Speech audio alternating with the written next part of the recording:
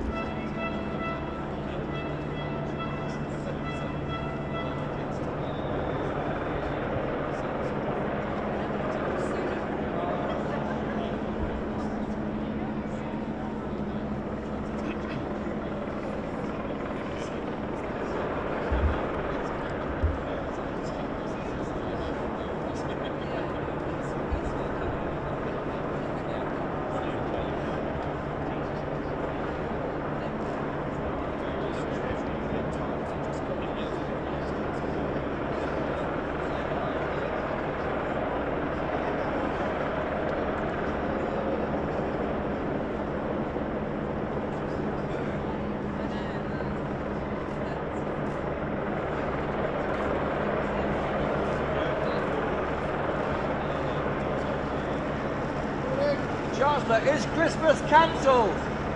Are you about to break your manifesto pledges? Why are you about to freeze tax thresholds when you said you wouldn't? How can voters trust you, Chancellor? Are you coming back for more next year?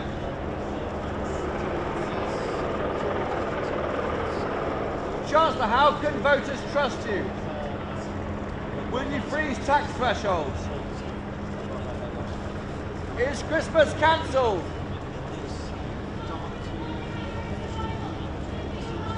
Who's going to suffer the most, Chancellor? Will thresholds be frozen?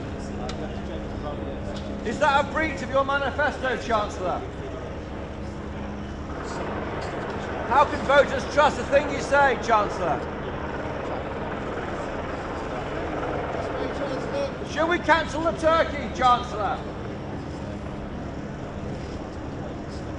Are you coming back for more next year, Chancellor?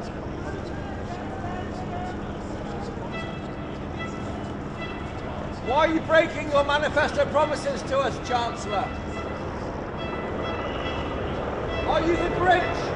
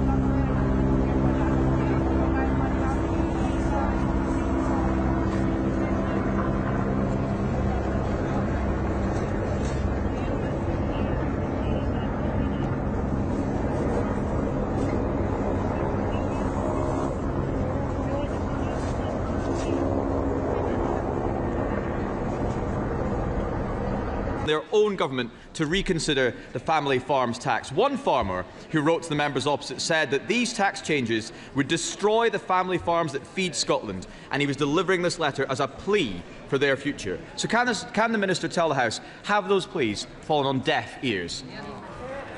Mr Speaker, the honourable gentleman and I have discussed this many times, and he's aware that we are striking a fair balance between supporting farmers and fixing the public services on which all of our rural communities rely. We've taken a fair and balanced approach that protects the family farm while also fixing the public services that we all rely on, including our own constituents. Thank you very much, Mr Speaker. Pleas to the Minister and the Secretary of State ignored from farmers, just as other pleas from other sectors key to driving growth in Scotland have been ignored. Scotland has the worst of both worlds, two socialist and economically illiterate governments, and a Scotland office that turns a deaf ear to the pleas of the sectors that could drive growth in our country. It's no surprise the Scottish people are about to reject Labour in May's election yet again. So after today's budget, who does the Secretary of State think will feel most abandoned? Scottish farmers, Scottish distillers, Scottish family businesses, Scottish oil and gas workers, or poor Anna Sarwar and the Scottish Labour Party?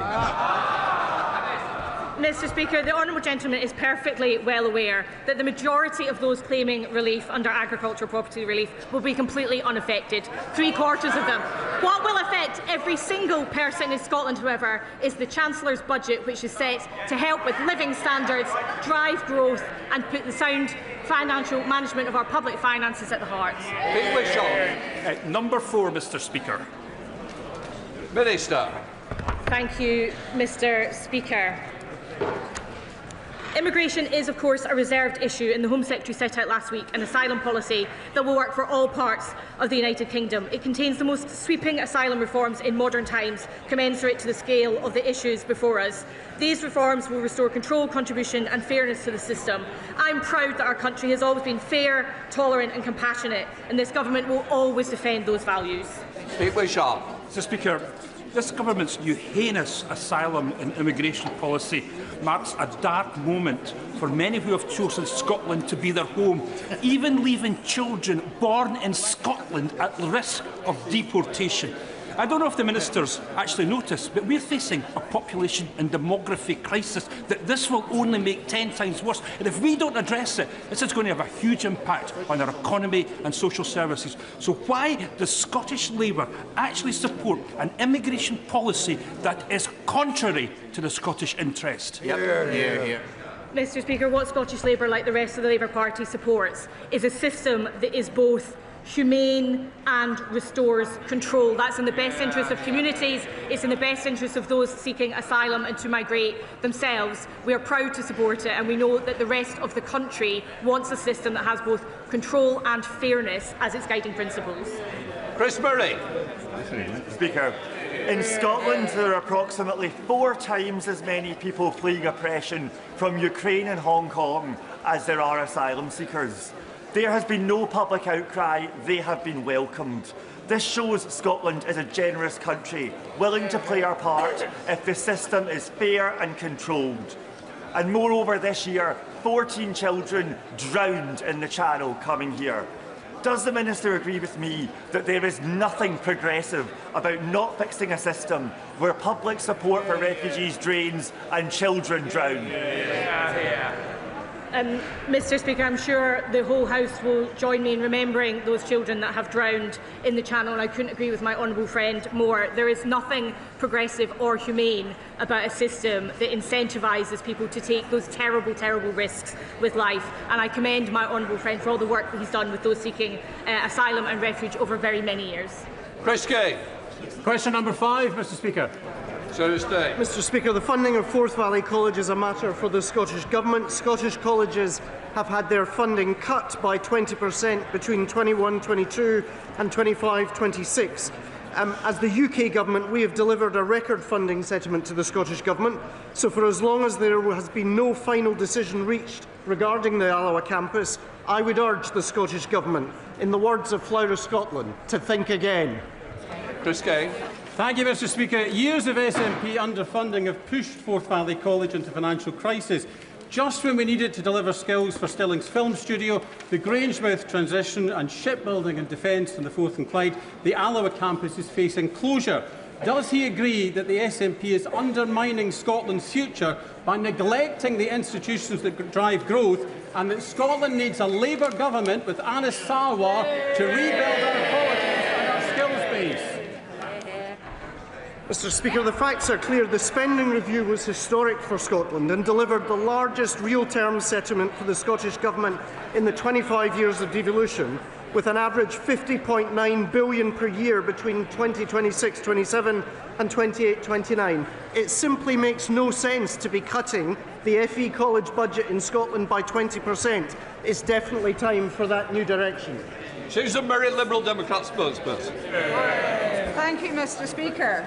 After 18 years of SNP government in Scotland, the education system is failing and qualified Scottish pupils are being turned away from Scottish universities. Meanwhile, the private sector in the west of Scotland, like the Energy Technical Academy in my constituency of Mid Dunbartonshire, is upskilling workers who are paying so that they can install EV chargers and heat pumps. Will the Secretary of State explain to the Scottish Government that educating young people and further education training is good for Scotland? Mr Speaker, I sincerely hope they're listening to the very powerful points made by the Honourable Lady. 89,600 young people in Scotland today are not in work, education or training. That's equivalent to about 16.1%. 1 in 6 of our young people in Scotland. Scotland deserves better than a Scottish Government failing 1 in 6 of its young people. Richard Baker. Question number 6, Mr Speaker. Secretary of State. Mr Speaker, the UK Government is transforming our defence sector into an even more powerful engine of growth, with skills and training being a central pillar of that strategy. If the SNP-led Scottish Government won't do the right thing, then we will. That's why we stepped up with £2.5 million to fund that specialist welding centre in Glasgow, and we continue to work on exactly that agenda. Richard Baker. Mr Speaker, the recruitment of 14 new apprentices at the Methil Yard in my constituency, saved from bankruptcy by this Labour Government, protecting 200 skilled apprenticeships, is a stark contrast to the failure of the SNP on apprenticeships in the defence sector, which means many companies struggle to recruit skilled workers locally. Will my right honourable friend work with colleagues in the Ministry of Defence to promote Methil as a prime location for future defence contracts, so that Avanti UK can create more new apprenticeships at the Yard and work successfully with the Scottish Labour Government at Holyrood? Mr Speaker, I met with Navantia Management in Fife on Monday. I met with the Defence Procurement Minister yesterday. There are huge opportunities, thanks to his powerful advocacy of the workforce in Methil and the work that we can do together. The truth is we have a Scottish Government that is dithering on defence. We have a Labour Government determined to do right by the country on defence. Thank you, Mr Speaker. I was delighted when Eastriggs in my constituency was shortlisted for a new UK munitions factory. The Secretary of State will know its long history in munitions and the fact that the Ministry of Defence already own the site. So will the Scotland Office continue to promote the project but also join me in facing down the Scottish Government's anti-defence industry stance? Yes, Mr Speaker, I can offer the right honourable gentleman the assurance he seeks in relation to facing down a Scottish Government dithering on defence. I would pay tribute to his passionate advocacy of the particular site he speaks of in Dumfriesshire, and I can assure him that we in the Scotland Office will continue to work with our colleagues on the MOD as we make sure that we've got the factories we need to keep our country safe. Question 7, Mr Speaker. Minister. Mr Speaker, through the Pride in Place programme, we're investing almost £500 million to revitalise communities across Scotland. As part of this, the Scotland Office has recently completed collecting evidence from MPs, MSPs, local authorities and community groups to inform the selection of 14 new neighbourhoods that will each benefit from £20 million over 10 years. Liz Stewart.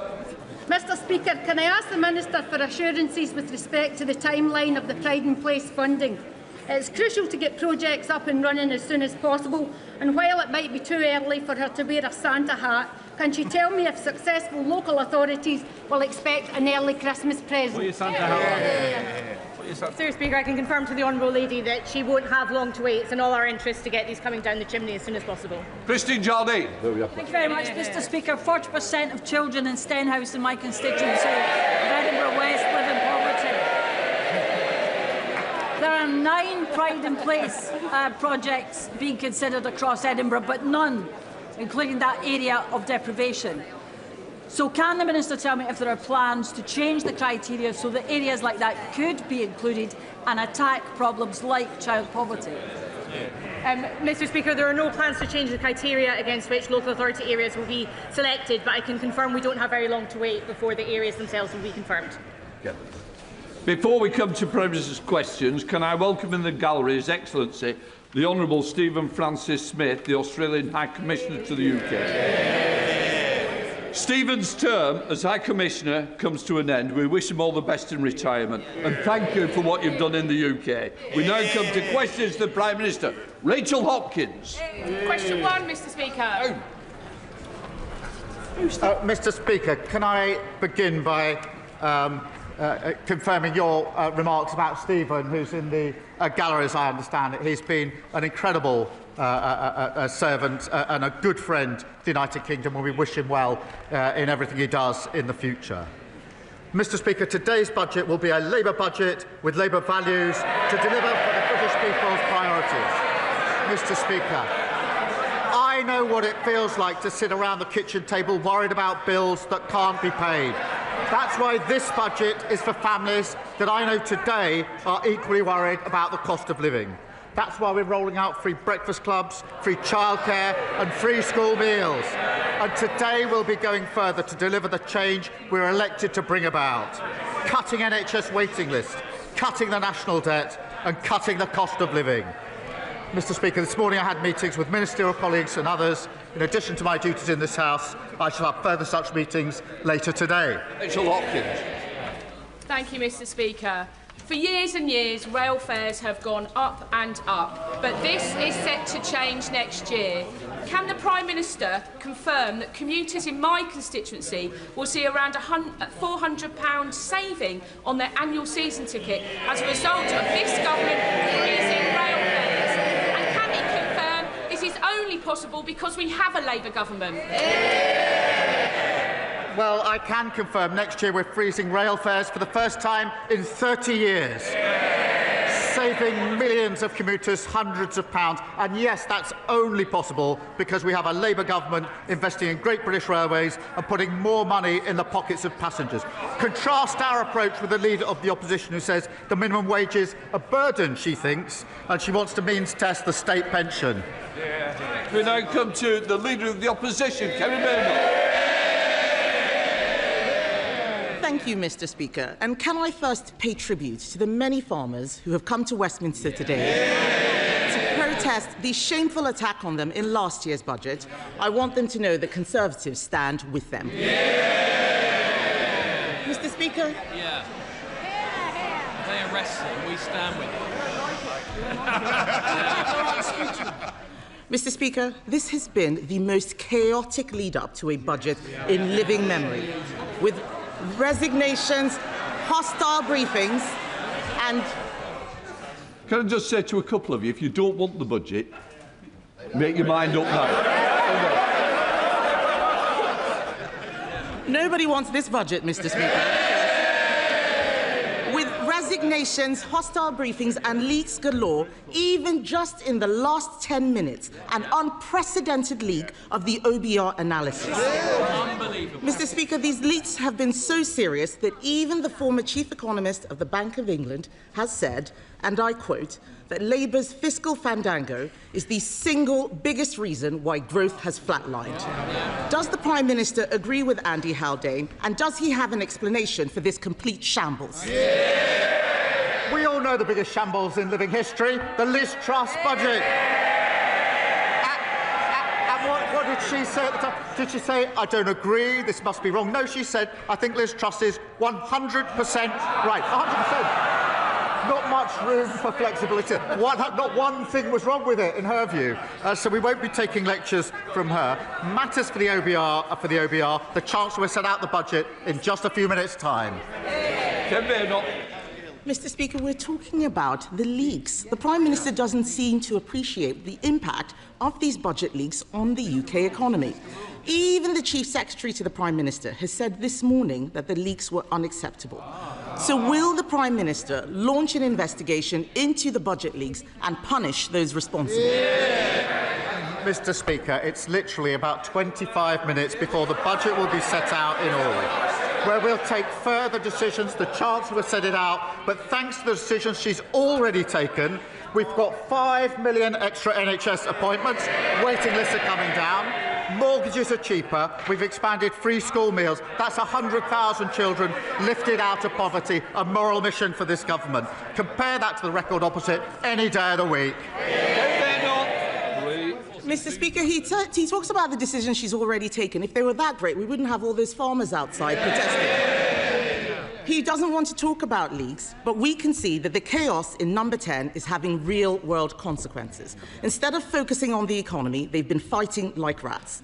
Several journalists reported that Number 10 sources had briefed against the Health Secretary and other senior cabinet ministers. The Prime Minister then told us that these briefings did not come from Number 10. Will he repeat on the floor of the House the claim that none of his advisers has briefed against members of the Cabinet? Prime Minister. Mr. Speaker, I've been really clear about this. No one in Number 10 has briefed against Cabinet ministers. And the Health Secretary is doing a fantastic job.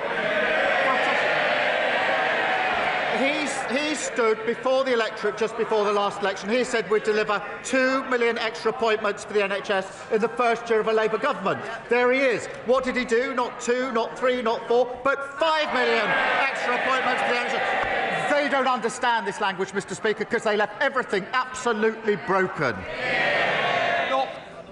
Mr. Speaker, the Prime Minister expects us to believe him. No one does. We all know that he did not have a serious leak inquiry. What he did, Mr. Speaker, was he asked Morgan McSweeney to investigate Morgan McSweeney, and then Morgan McSweeney discovered that Morgan McSweeney was innocent. All of this calls into question the Prime Minister's judgment. All of this calls into question the Prime Minister's judgment. We read this weekend that he wants the former Deputy Prime Minister back in his cabinet. He must have forgotten that she had to resign only a few months ago for tax evasion. When did the Prime Minister decide that lawbreakers can be lawmakers? Mr. Speaker, while she's scrolling through Twitter, we've delivered rail fares frozen, prescription charges frozen, the minimum wage boosted. We're focusing on the cost of living, the single most important thing for this country. She's focusing on tittle-tattle. It's not tittle-tattle, Mr. Speaker. We all know that he's only talking about welcoming the Deputy Prime Minister back because he is desperate to shore up his crumbling leadership. But if he were to welcome her back, will he set a condition that she must pay back the £40,000 of property taxes she avoided, the same property taxes they're very happy to put on everyone else, and will she also return her £17,000 of severance pay? Prime Minister. Mr. Speaker, the former Deputy Prime Minister is the biggest social mobility story this country has ever told. She started from humble beginnings and fought her way to the very top. I'm very proud of what she's achieved in politics. I'm very proud of everything she's done for this Labour government.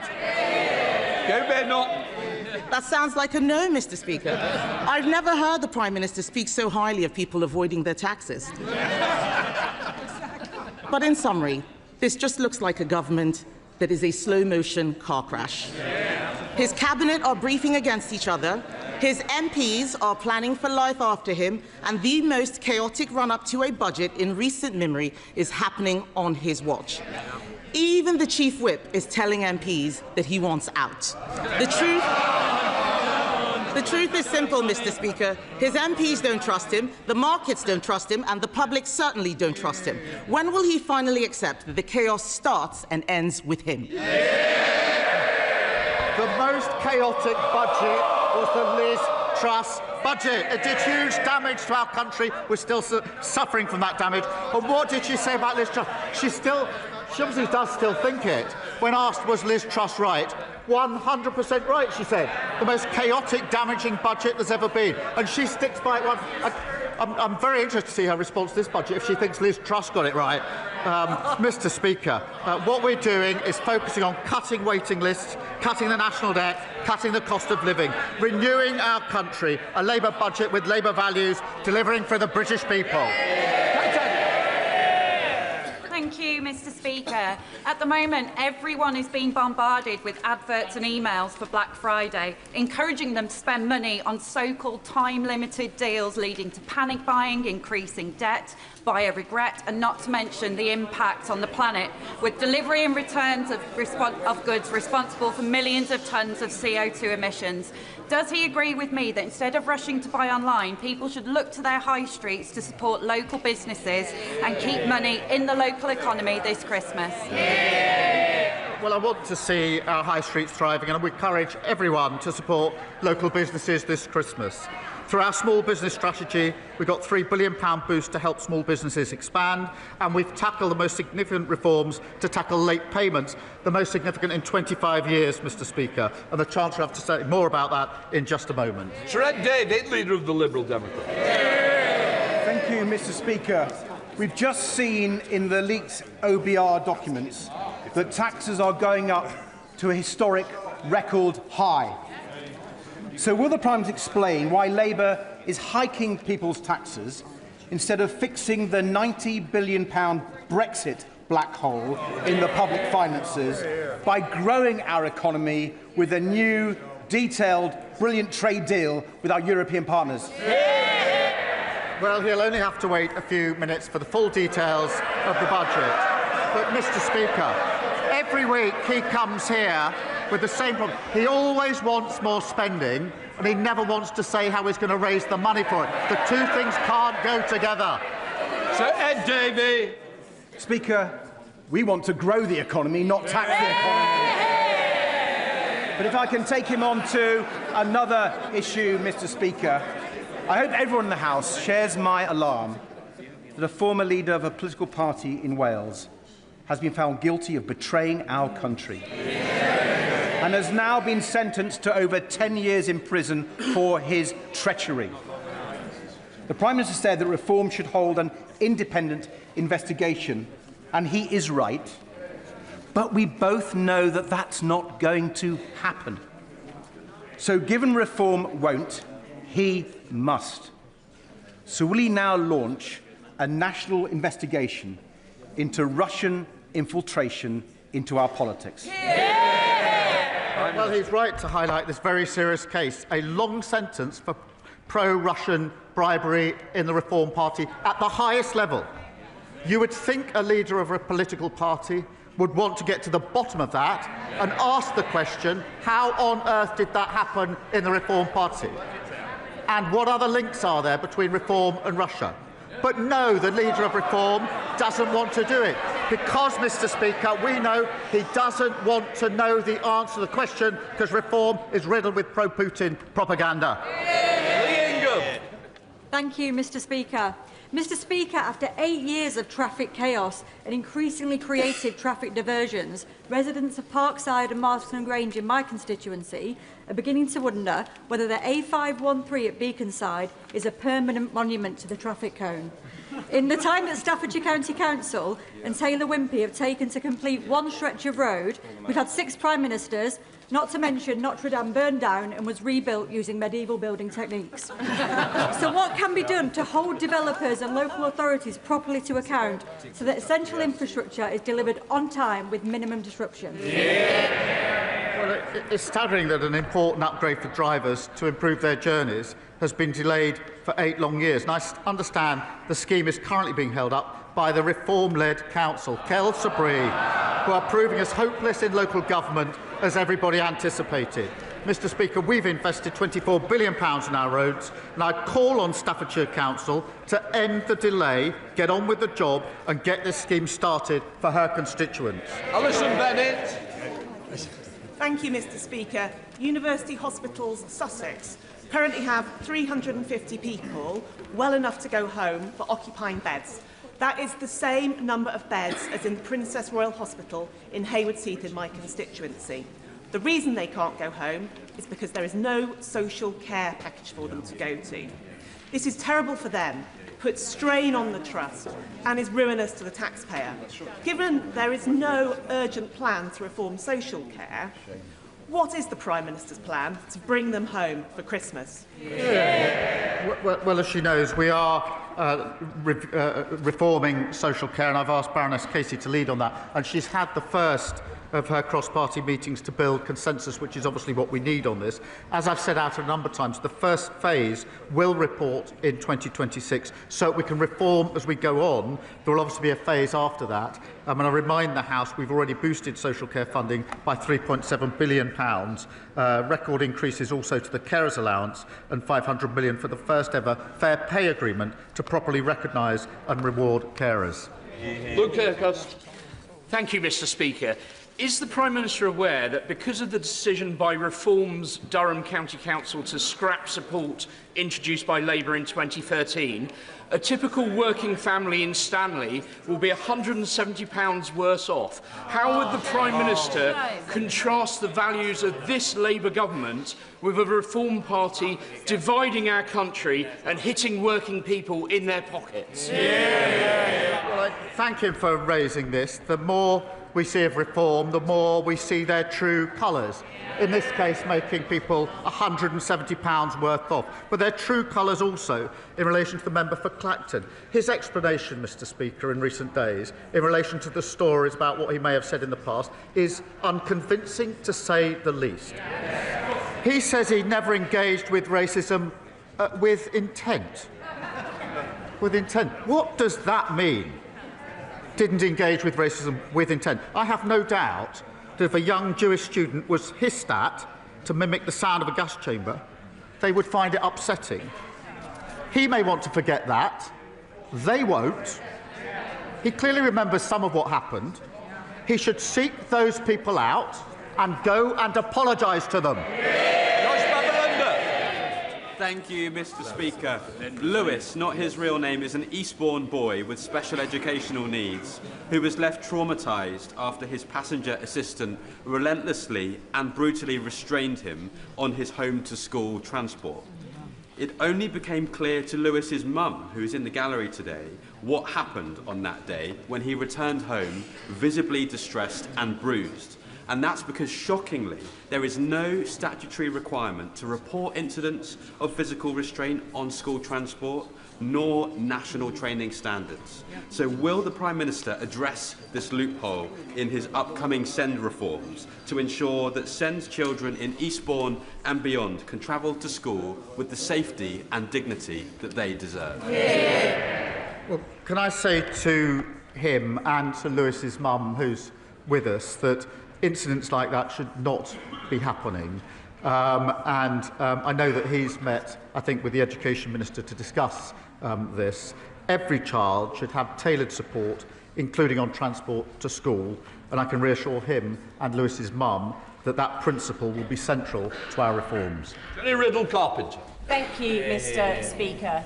Last week, Roman Osborne, a 10-year-old in my constituency, hand-delivered a letter to 10 Downing Street to tell the Prime Minister about an accident that he had outside his primary school of Trimley St Martin in February, which left him spending 3 days in hospital and many, many more months recovering.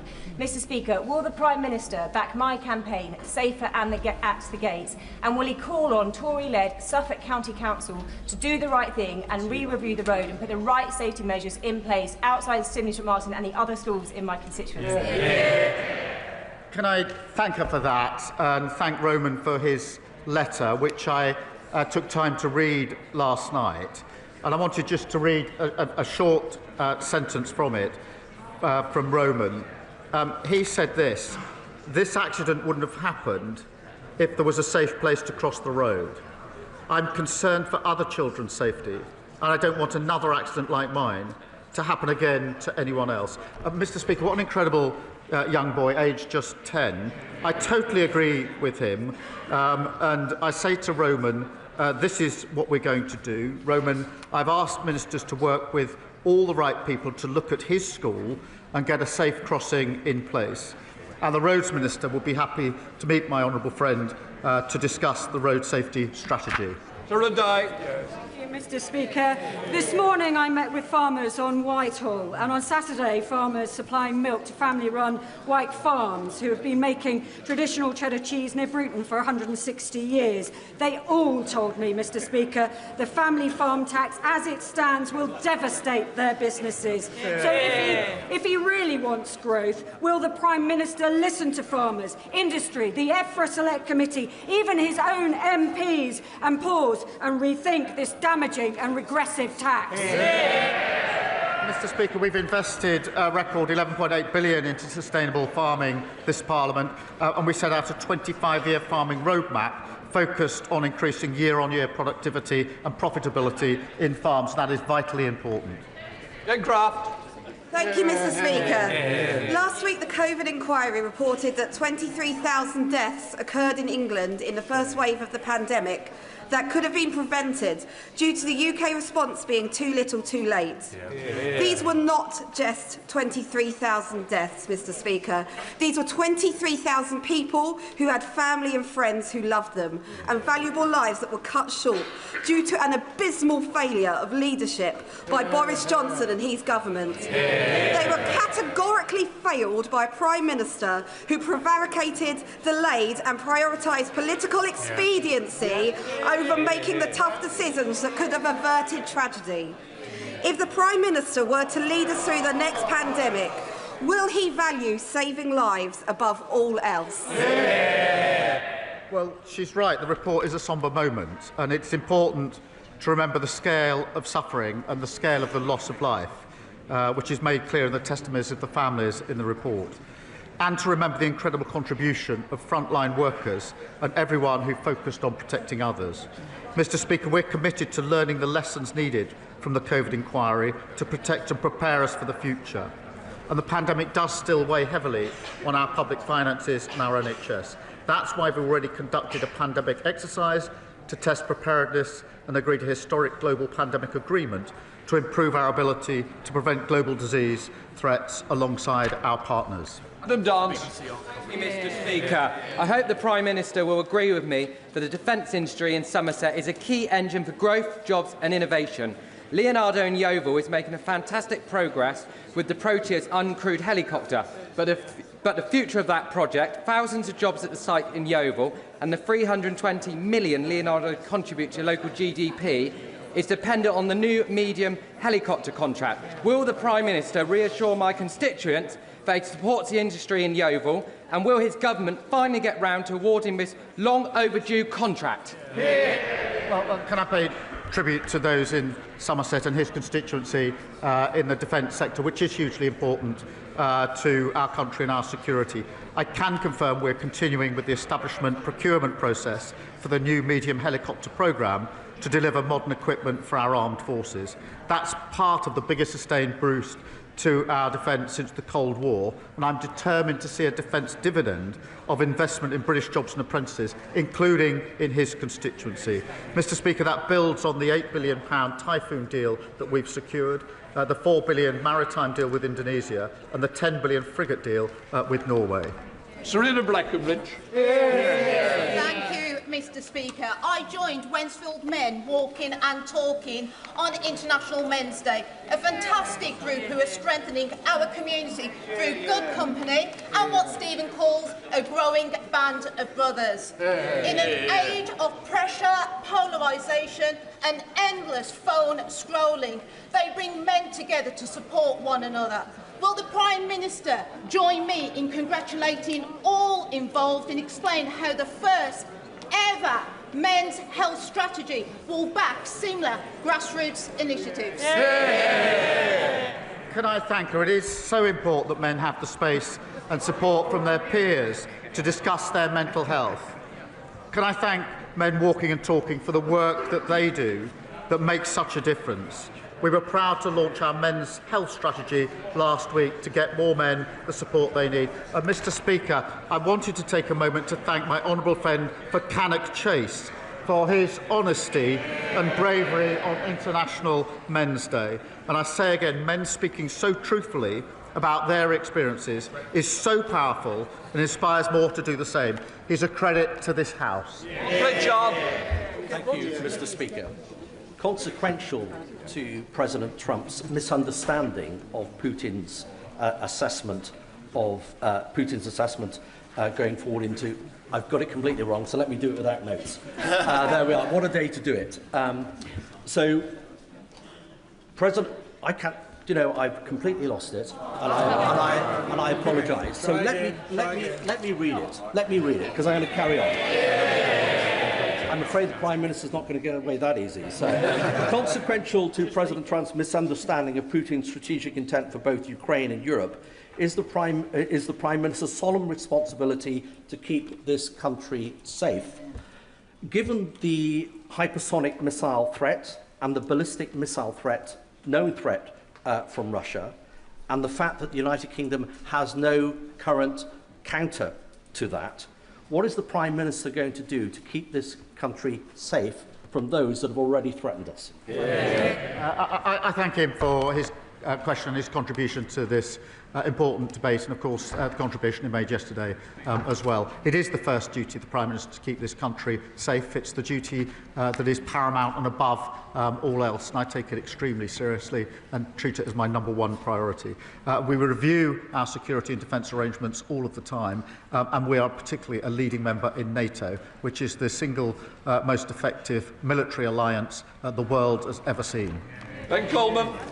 Thank you, Mr. Speaker. My constituents in Chelsea and Fulham tell me that our top national priority must remain, as it is, economic growth. So does the Prime Minister agree that the swiftest way to achieve growth is for the government to be even more ambitious in negotiating with the European Union to remove the new red tape and trade barriers that have been holding back UK businesses, especially small and medium-sized ones, since the Conservatives' poorly managed exit from the European Union? Well, the deal we struck with the EU will deliver on what the British public voted for last year, which is, as he says, boosting economic growth and restoring positive relations.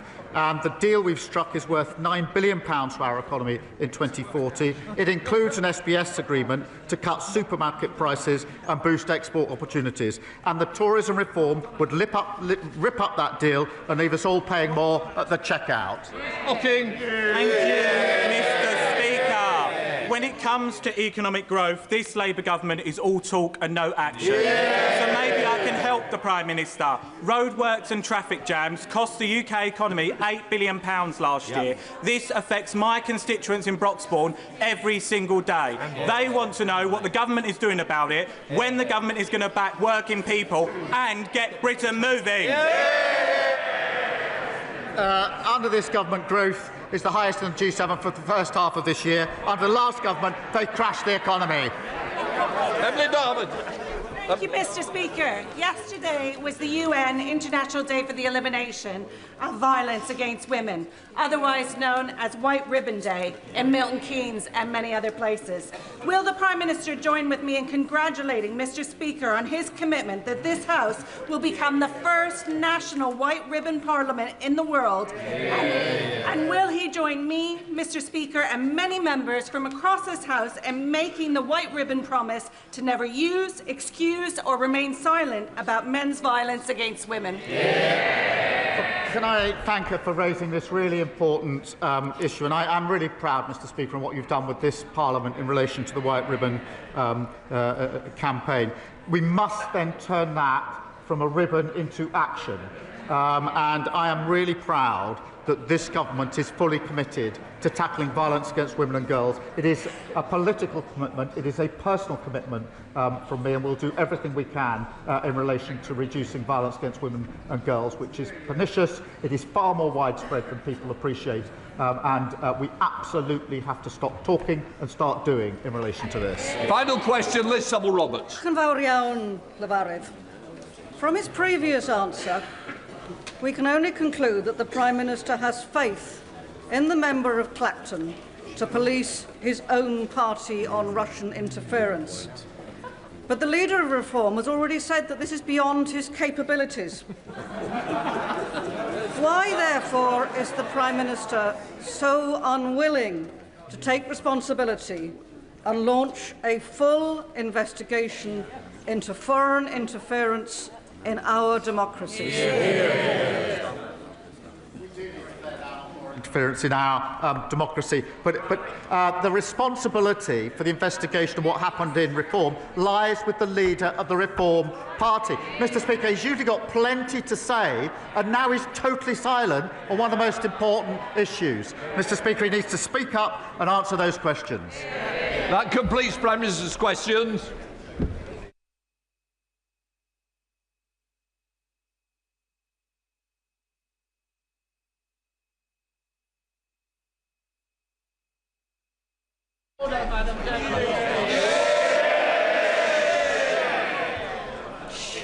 Point of order, Melstride.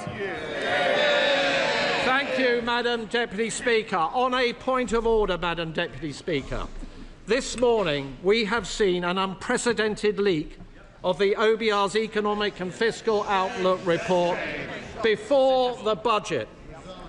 This report contains market-sensitive information. It is utterly outrageous that this has happened, and this leak may indeed constitute a criminal act. In Prime Minister's questions, the Leader of the Opposition asked the Prime Minister about this leak, but he refused to answer her question. So, Madam Deputy Speaker, please can you advise this House what steps are at its disposal to force a leak inquiry into this matter? And would it be possible to ask the Table Office to distribute copies of the report given to the House, given that everybody outside of this House has already had the opportunity to read it? Order! This is not a point of order for the Chair. The Chancellor is about to make her budget statement, and I expect members and their constituents wish to hear from the Chancellor directly. However, before I call the Chancellor to speak, I nonetheless wish to make a short statement. For a number of weeks, and yet again yesterday, there have been extensive briefings to the media on the government's fiscal policy and public finances. This disappointing trend in relation to budget briefings has been growing for a number of years under successive governments, but appears to have reached an unprecedented high. Weeks ago, we saw the Chancellor delivering a speech in Downing Street, setting the scene for the budget, as well as specific policy announcements being briefed out to the media in advance of today's financial statements. I don't need any help. And just a moment ago, it seems the OBR analysis has also appeared online. This all falls short of standards that the House expects. The premature disclosure of the contents of the budget has always been regarded as a supreme discourtesy to this House and to all the democratically elected members, not to mention to Mr. Speaker and to myself, the Chairman of Ways and Means. The government's own ministerial code cannot be clearer, as set out in paragraph 9.1.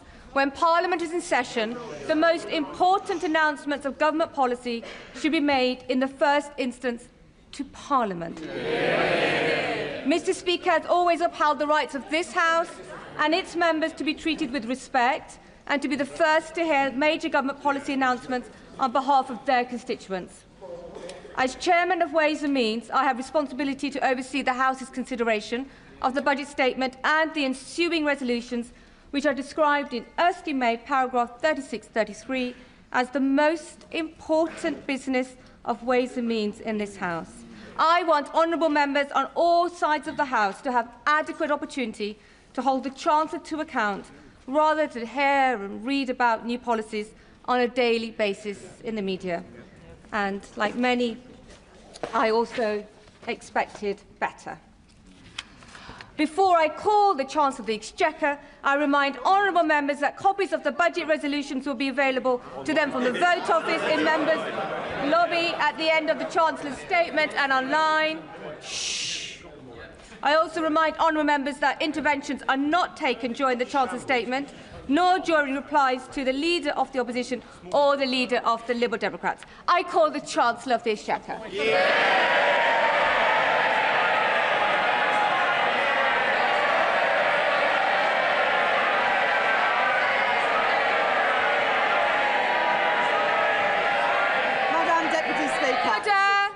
Chancellor. Madam Deputy Speaker, it is my understanding that the Office of Budget Responsibility's Economic and Financial Outlook was released on their website before this statement. This is deeply disappointing and a serious error on their part. The Office for Budget Responsibility have already made a statement taking full responsibility for their breach. Madam Deputy Speaker, we are rebuilding our economy. Over the last 16 months, we have overhauled our planning system to get Britain building, forged new trade deals with the United States, India and the European Union, reformed our visa system to bring the brightest and the best to Britain. We changed our fiscal rules that we inherited from the Conservatives and raised public investment to its highest level in 4 decades. And in last year's budget, I raised taxes on business and the wealthiest to close the £22 billion black hole in the public finances left by the party opposites. And we used that money to fund the biggest ever settlement for our National Health Service.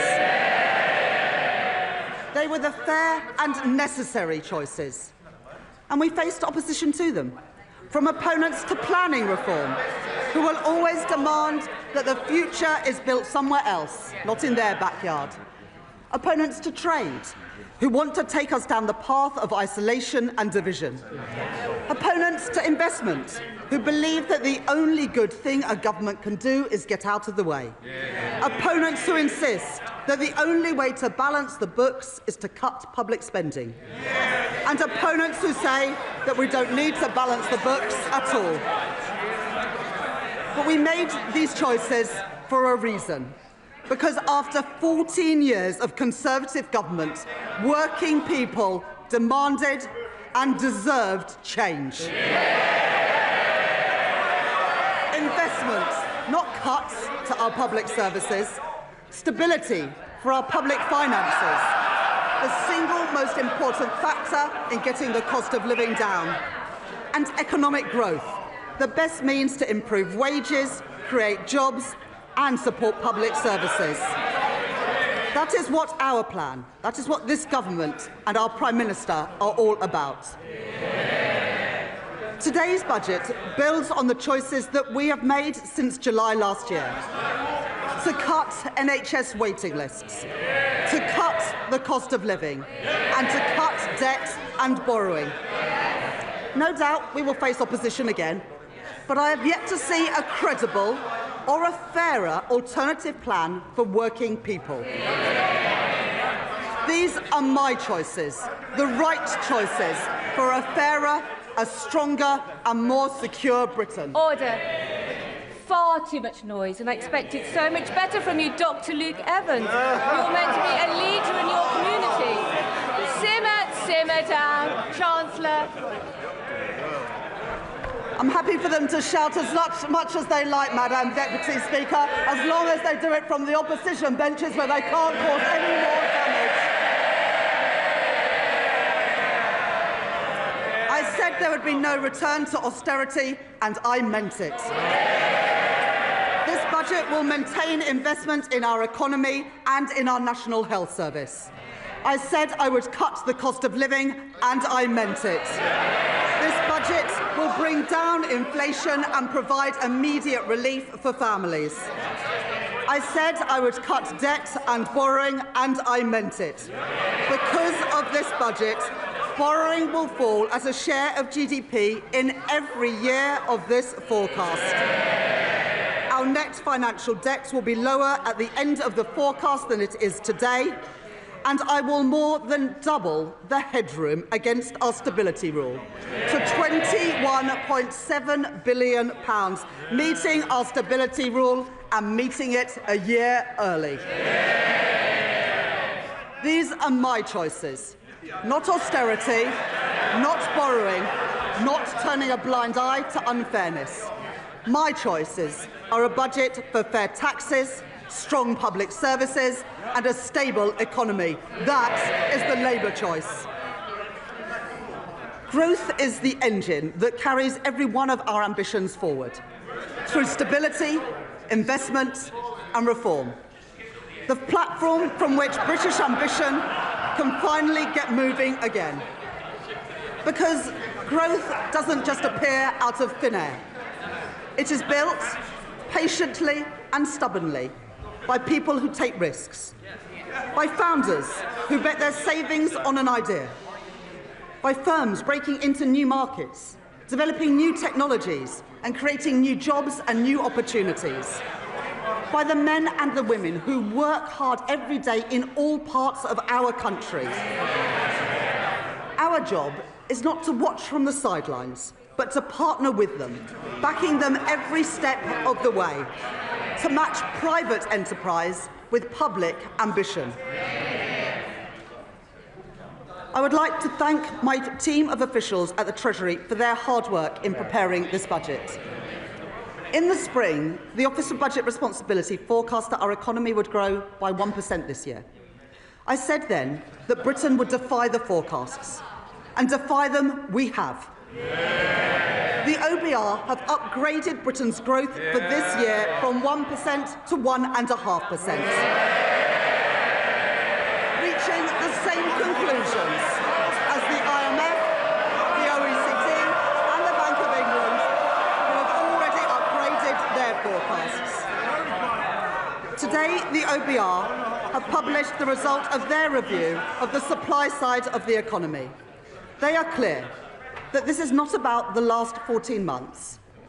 It is about the previous 14 years. The legacy of Brexit and the pandemic, and the damaging decisions by the party opposite. Cutting public spending, leaving communities and entire regions behind, starving our economy of investment and weakening our public services. As a result of their review, the OBR are reducing their expectations for productivity growth by 0.3 percentage points to 1% by the end of the forecast. They say today, and I quote, "Real GDP is forecast to grow by 1.5% on average over the forecast due to lower underlying productivity growth. There is an impact on our public finances too. The OBR say that their productivity forecast will mean £16 billion less in tax receipts by 2030. These forecasts are the Tories' legacy, not Britain's destiny.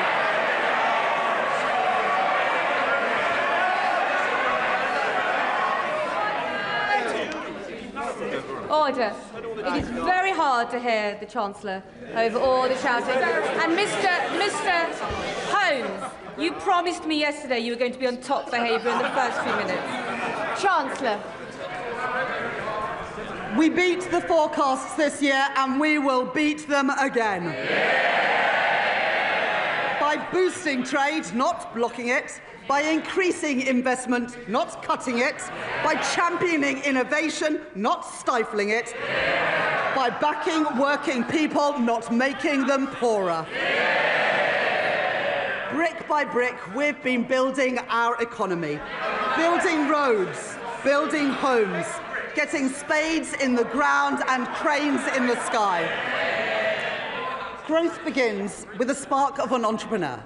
Half of new jobs in Britain are created by scale-up businesses, and we want those jobs created here, not somewhere else. Our job is to make Britain the best place in the world to start up, to scale up and to stay. So we're widening eligibility for our enterprise incentives, so scale-ups can attract the talent and the capital that they need. Expanding the enterprise management incentive so more companies can offer tax-relieved share options. re-engineering our enterprise investment and venture capital trust schemes so they don't just back early-stage ideas, but stay with companies as they grow. Introducing UK listings relief, a 3-year exemption from stamp duty reserve tax for companies who choose to list here in Britain. And to continue this work, I am launching a call for evidence on how our tax system can better back entrepreneurs, and a targeted review with founders and investors at the heart to make the UK an even more attractive place to grow your business. We are sending a simple message to the world. If you build here, Britain will back you. And our retail investment system should do the same. The UK has some of the lowest levels of retail investment in the G7. And that is not only bad for business, who need that investment to grow, it's bad for savers too. Someone who has invested £1,000 a year in an average stocks and shares ISA every year since 1999 would be £50,000 better off today if they'd put that same money into if they'd put the same money into a cash ISA. And so, from April 2027, I will reform our ISA system, keeping the full £20,000 allowance, while designating 8,000 of it exclusively for investment, with over 65s retaining the full cash allowance.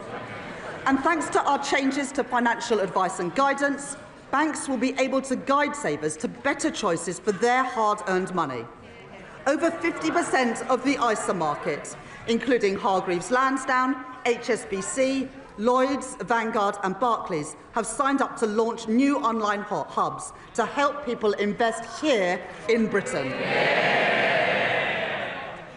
At this budget, consistent with the commitments in our corporate tax roadmap, I will retain our competitive corporation tax rate, the lowest in the G7, and retain our generous full expensing offer for business investments.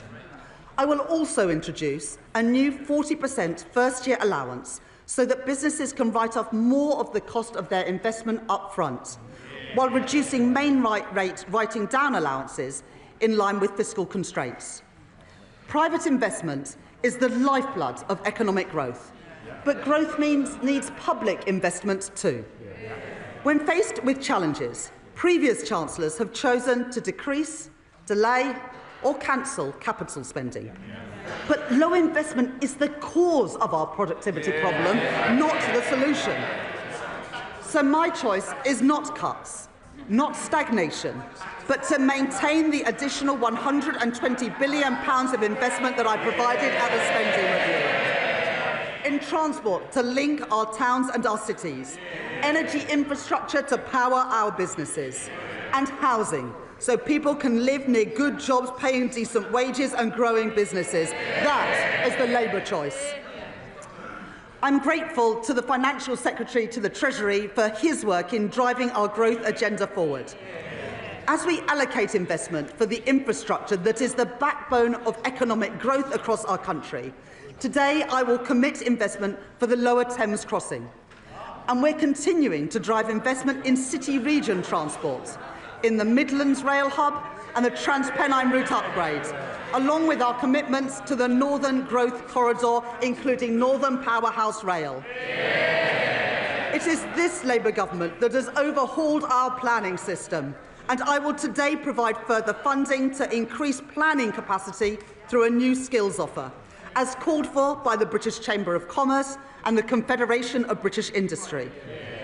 It is this Labour government that has invested in nuclear power, in Sizewell C and in Culham. We are taking forward our commitment to slash electricity prices for thousands of manufacturing businesses, as Make UK and many others have called for.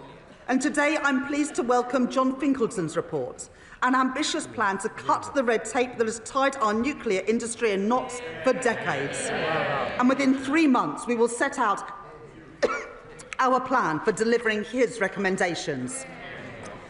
We are proud of our industrial heritage, and we are determined to build the industry of the future so that we buy, make and sell more here in Britain. That's why, as we increase defence spending, we are investing in Portsmouth, in Barrow and in Plymouth. And I'm pleased to be supporting Team Derby, an initiative to drive growth in one of our defence industry hubs. It's why we stepped in to save British Steel in Scunthorpe and invested in Sheffield Forgemasters. And it's why we've changed government procurement so we can buy British when it is crucial to our national security. For steel, for shipbuilding, and today for AI, driving innovation and building that great industry here in Britain. But it's not just what we invest that matters, it's how we invest. Putting money and power back in the hands of local and regional leaders. Today, we are devolving £13 billion of flexible funding for 7 mayors to invest in skills, business support and infrastructure. I'm extending the business rates retention pilots in the West of England, Liverpool City region and Cornwall until 2029. I'm providing £30 million for the Kernow Industrial Growth Fund for sectors like critical minerals and marine innovation. I am establishing the Leeds City Fund, a long-term agreement to retain business rates to fund local regeneration projects like the development of Leeds South Bank, and I am allocating £20 million for the new Peterborough Sports Quarter and £16 million for a science centre in Darlington from the Growth Mission Fund. The benefits of investment the benefits of investment and growth must be built and felt in every part of our United Kingdom. So we are providing an additional £370 million for the Northern Ireland Executive, £505 million for the Welsh Government and £820 million for the Scottish Government over the spending review period through the Barnett formula. And I am making... Sorry, I didn't quite catch that from the SNP. Did they not hear? Perhaps, Madam Deputy Speaker, they didn't hear. £820 million for the Scottish Government over the spending review period because Anna Sawa asked us to. And I'm making targeted investments in our industrial strategy sectors across the UK. In Northern Ireland, I am providing £17 million to support businesses and strengthen the UK internal market, and backing advanced manufacturing through the Northern Ireland Enhanced Investment Zone. Wales will be the host for 2 AI growth zones, creating more than 8,000 jobs, supported by a £10 million investment in the semiconductors critical for that industry. And we are building the UK's first small modular nuclear reactors with Rolls-Royce at Wilfer in Anglesey. 2 Labour governments working together in Wales to deliver for the people of Wales. And in Scotland, I'm committing over £14 million for low-carbon technologies in Grangemouth, £20 million to renew infrastructure at Inch Green in Inverclyde, and £20 million to redevelop Kirkcaldy Town Centre and Seafront, with construction starting next year. And that's on top of the UK's biggest ever warship export deal with the Norwegian government to build frigates in Glasgow, supporting 4,000 jobs. Investment opposed by the SNP, jobs opposed by the SNP, defence opposed by the SNP, but secured by this Labour government. A growing economy needs strong foundations of economic stability, with borrowing, inflation down and investment up. That is good for business, and it is good for working people, so they have more money in their pockets.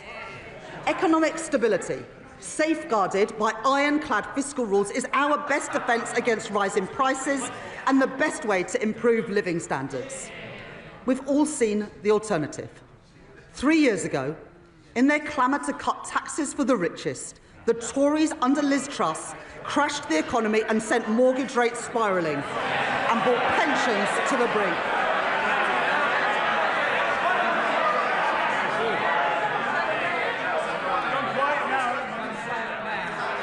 So loud, Madam Deputy Speaker, and yet I can't even hear them now. Now, I know that I know that the leader of the Green Party is a keen hypnotherapist, and he believes that he can achieve remarkable things using only the power of his mind. Unfortunately, the only things getting bigger under his approach would be the deficit and the rate of inflation. And for all the damage that the Conservative cuts did to our schools and our hospitals, they also doubled the national debt. Our net financial debt this year will be £2.6 trillion, 83% of GDP, meaning that today, 1 in every £10 that government spends is on debt interest. Not on paying down that debt, but just on paying the interest on the debt that we inherited from the Conservatives. My fiscal rules will get borrowing down while supporting investment. The stability rule, that day-to-day expenditure must be met through tax receipts. And the investment rule, which allows me to increase investment whilst getting debt on a downward path. Those fiscal rules are non-negotiable. I met them at the budget last year, I met them in the spring, and I have met them today. While the current budget balance is in deficit by £28.8 billion in 26-27 and £4.6 billion in 27-28, it moves into a surplus of £3.9 billion in 28-29, £21.7 billion in 29-30, and £24.6 billion in 2030-31, more than doubling our headroom against the stability rule and meeting that rule a year early too. And our net financial debt is 83.3% in 26-27, 83.6% in 27-28, 83.7% in 28-29, falling to 83.0% in 29-30 and 82.2% in 2030-31. Madam Deputy Speaker, I said we would cut the debt, and we are, with debt down by the end of the forecast. And going forwards, to support our commitment to a single fiscal event and further strengthen our economic stability, I will follow the recommendations of the International Monetary Fund by assessing the fiscal rules just once a year at the budget. Despite the challenges we face on productivity, the path of our deficit reduction remains broadly the same as in spring. Public sector net borrowing is due to be £112.1 billion, or 3.5% of GDP in 26-27, 3% in 27-28, 2.6% in 28-29, 1.9% in 29-30 and 1.9% in 2030-31, ending at £67.2 billion, translating into an increase in the net cash requirement next year of £4.2 billion, taking the total to £133.3 billion. According to the IMF, we are due to reduce borrowing more over the rest of this Parliament than any other G7 economy. The Conservatives crashed the economy, we are protecting it. The Conservatives lost control of debt, we are getting debt down. The Conservatives let inflation and interest rates go through the roof.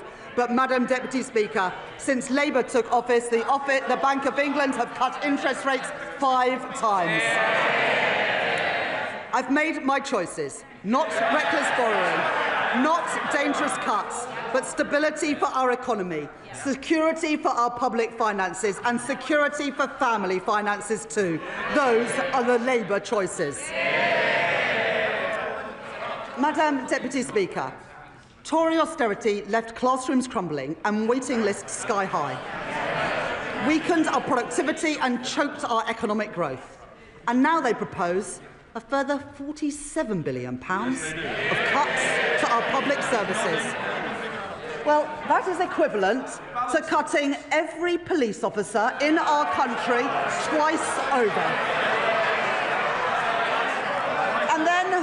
And then there is Reform, who promise more than £100 billion of cuts, with no details of where those cuts will come from or who will pay for them.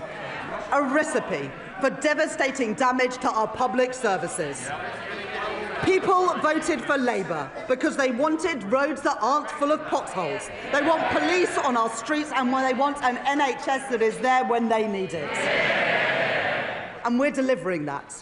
Waiting lists down by 230,000. And not just the 2 million additional appointments we promised, but an additional 5.2 million appointments already delivered since the general election. I joined the Labour Party almost 30 years ago because I could see that the Conservative government that I grew up under didn't care much about schools like mine. Textbooks were rationed. I know that many of you weren't at schools like mine. There is far too much noise, far too much excitement. People need to calm down a little. Chancellor. They don't want to hear what the Tories did to schools like mine, but I will tell them. Textbooks rationed, libraries closed, kids herded into porter cabins in the playground, and I came into politics to change that. The money that I allocated at the spending review will fix the crumbling classrooms that the Conservatives left behind and build the schools that they promised but never delivered.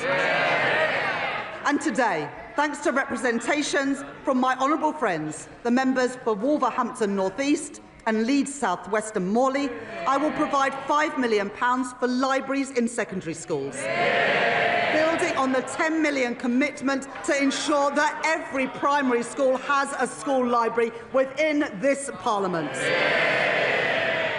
And thanks to representations from my honourable friends, the members for Bournemouth East and from Luton North, I am providing £18 million to improve and upgrade playgrounds across England. Madam Deputy Speaker, let there be no doubt that this is a government that is on the side of our kids and who will back their potential. I will not allow the legacies of Conservative neglect to stain our society. Last year, I made changes to the Mine Workers Pension Scheme to ensure that its members receive the fair pensions that they are owed. This year, with thanks to the Minister for Pensions for all his work in this subject, I can go further. I have heard representations from Labour Coalfield MPs, including my honourable friends, the members for Bassetlaw, Blythe and Ashington, Barnsley South, Mansfield and Llanelli. And today I can announce that I will transfer the Investment Reserve Fund of the British Coal Staff Superannuation Scheme to its members. The men and the women who worked in our coal industry get a fair deal in their retirement too. And more. Having heard representations from my honourable friends, the members for Banbury and the member for Edinburgh South West, I will index for inflation on pensions accrued before 1997 in the Pension Protection Fund and the Financial Assurance Scheme, so that people whose pension schemes became insolvent, no fault of their own, no longer lose out as the result of inflation. Last year, I also provided funding to compensate the victims of the infected blood scandal, after the previous government failed to budget for the costs of compensation. This year, I have listened to representations from my honourable friend, the member for Eltham and Chislehurst, and my honourable friend, the member for Edinburgh South West. And I'd like to thank the Minister for Employment for her representations over many years on this subject. As a result, I will exempt all payments from the infected blood scheme from inheritance tax, regardless of the circumstances in which those payments are passed down. Madam Deputy Speaker, that is how we should be spending taxpayers' money, on dealing with injustices and building strong public services, not on waste and inefficiency. At the spending review, I set an ambitious target of £14 billion of efficiencies per year by 2029, and I am grateful to the Chief Secretary to the Treasury for driving that work forward, realising savings through AI and automation, and by scrapping NHS England and reducing back-office staff by 18,000. At this budget, I will find a further £4.9 billion of efficiencies by 2031. Getting rid of police and crime commissioners, cutting the cost of politics and local government, and selling government assets that we no longer have any use for. These savings will be required across government. But for our National Health Service, I will reinvest all of these savings back into the care that people rely on. More nurses, more GPs, more appointments. Restoring the services that faltered under years of Conservative decline and investing in the future of our National Health Service. And today I am announcing £300 million of investment in technology to improve patient service and 250 new neighbourhood health centres. Expanding more services into communities so that people can receive treatment outside of hospitals and get better, faster care where they live. Over 100 of these will be delivered by 2030, including in Birmingham, Truro and Southall. The Labour Party founded our National Health Service, and we will renew our National Health Service. I will take the same approach for defence spending that I take to NHS spending, reinvesting savings back into our national security. In our age of insecurity, Britain will continue to stand with our allies, working in collaboration to secure a sustainable ceasefire for Ukraine, and maintaining our commitment to NATO, with the UK set to spend 2.6% of GDP on defence by April 2027. Madam Deputy Speaker, the public rightly expects that we stamp out fraud, error and waste, and put that money to good use in our schools and our hospitals and other frontline services. My right honourable friend, the Home Secretary, has already announced that she will claw back excess profits from the use of hotels to house asylum seekers, as we phase out the use of those hotels entirely. And we will consult on reforms to indefinite leave to remain and access to taxpayer-funded benefits. The introduction of digital ID will break the link between illegal migration and illegal working. And the HMRC and the Fair Work Agency will crack down on illicit businesses that blight our high streets and undercut illegitimate firms, enforcing the minimum wage, investigating dodgy businesses and increasing scrutiny of the gig economy, as well as tracking down fraudulent business owners who vanish without paying their taxes. And I'd like to thank my honourable friends, the members for Great Grimsby and Cleethorpes, Lee and Atherton and Kensington and Bayswater for their representations on this subject. And I'll take further steps to prevent and track down unpaid tax, which will together, these reforms will raise nearly £10 billion a year by 2030, including through new powers for HMRC to pursue the promoters of tax avoidance schemes. I am building on our successful use of targeted checks on welfare claims to root out fraud and error and prevent public money being paid to people who are not entitled to it. And I would like to thank Tom Hayhoe, the COVID Corruption Commissioner, for his work in helping to chase down nearly £400 million from dodgy pandemic spending and contracts.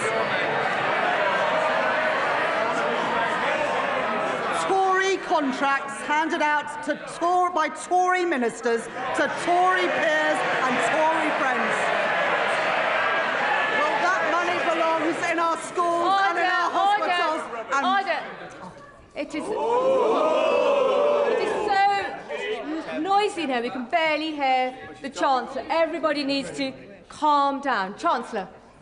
Well, I wouldn't want any honourable member to miss this. So we are chasing down that money, and we've got almost £400 million back from dodgy pandemic spending and contracts. Tory contracts handed out by Tory ministers to Tory peers and Tory donors. Well, that money belongs in our schools and in our hospitals, and we are getting that money back. And finally, Madam Deputy Speaker, we are ramping up sanctions on Russia, and we are freezing known Russian assets. But let me be clear, I don't actually mean the honourable member for Clacton.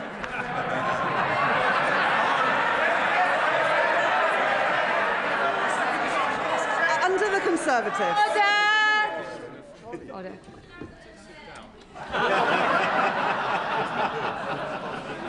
don't need commentary from the backbenches, and Mr Dewhurst, you are so loud. It's remarkable how far your voice carries. Chancellor.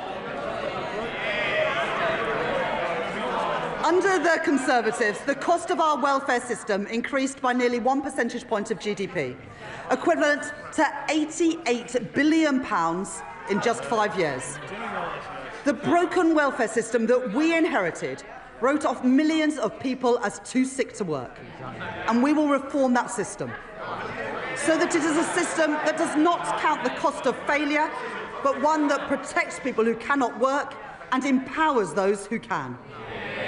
We have brought back face-to-face assessments for disability benefits. Those are the face-to-face assessments that the Shadow Chancellor got rid of when he was Work and Pensions Secretary. And our changes to universal credit will get 15,000 people back into work, a figure confirmed today.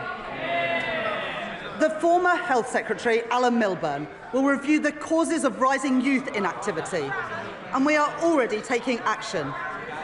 I'm grateful to the Federation of Small Businesses and Small Business Britain for their representations on apprenticeships. And today I am announcing funding to make the training for under 25 apprenticeships completely free for small and medium-sized enterprises.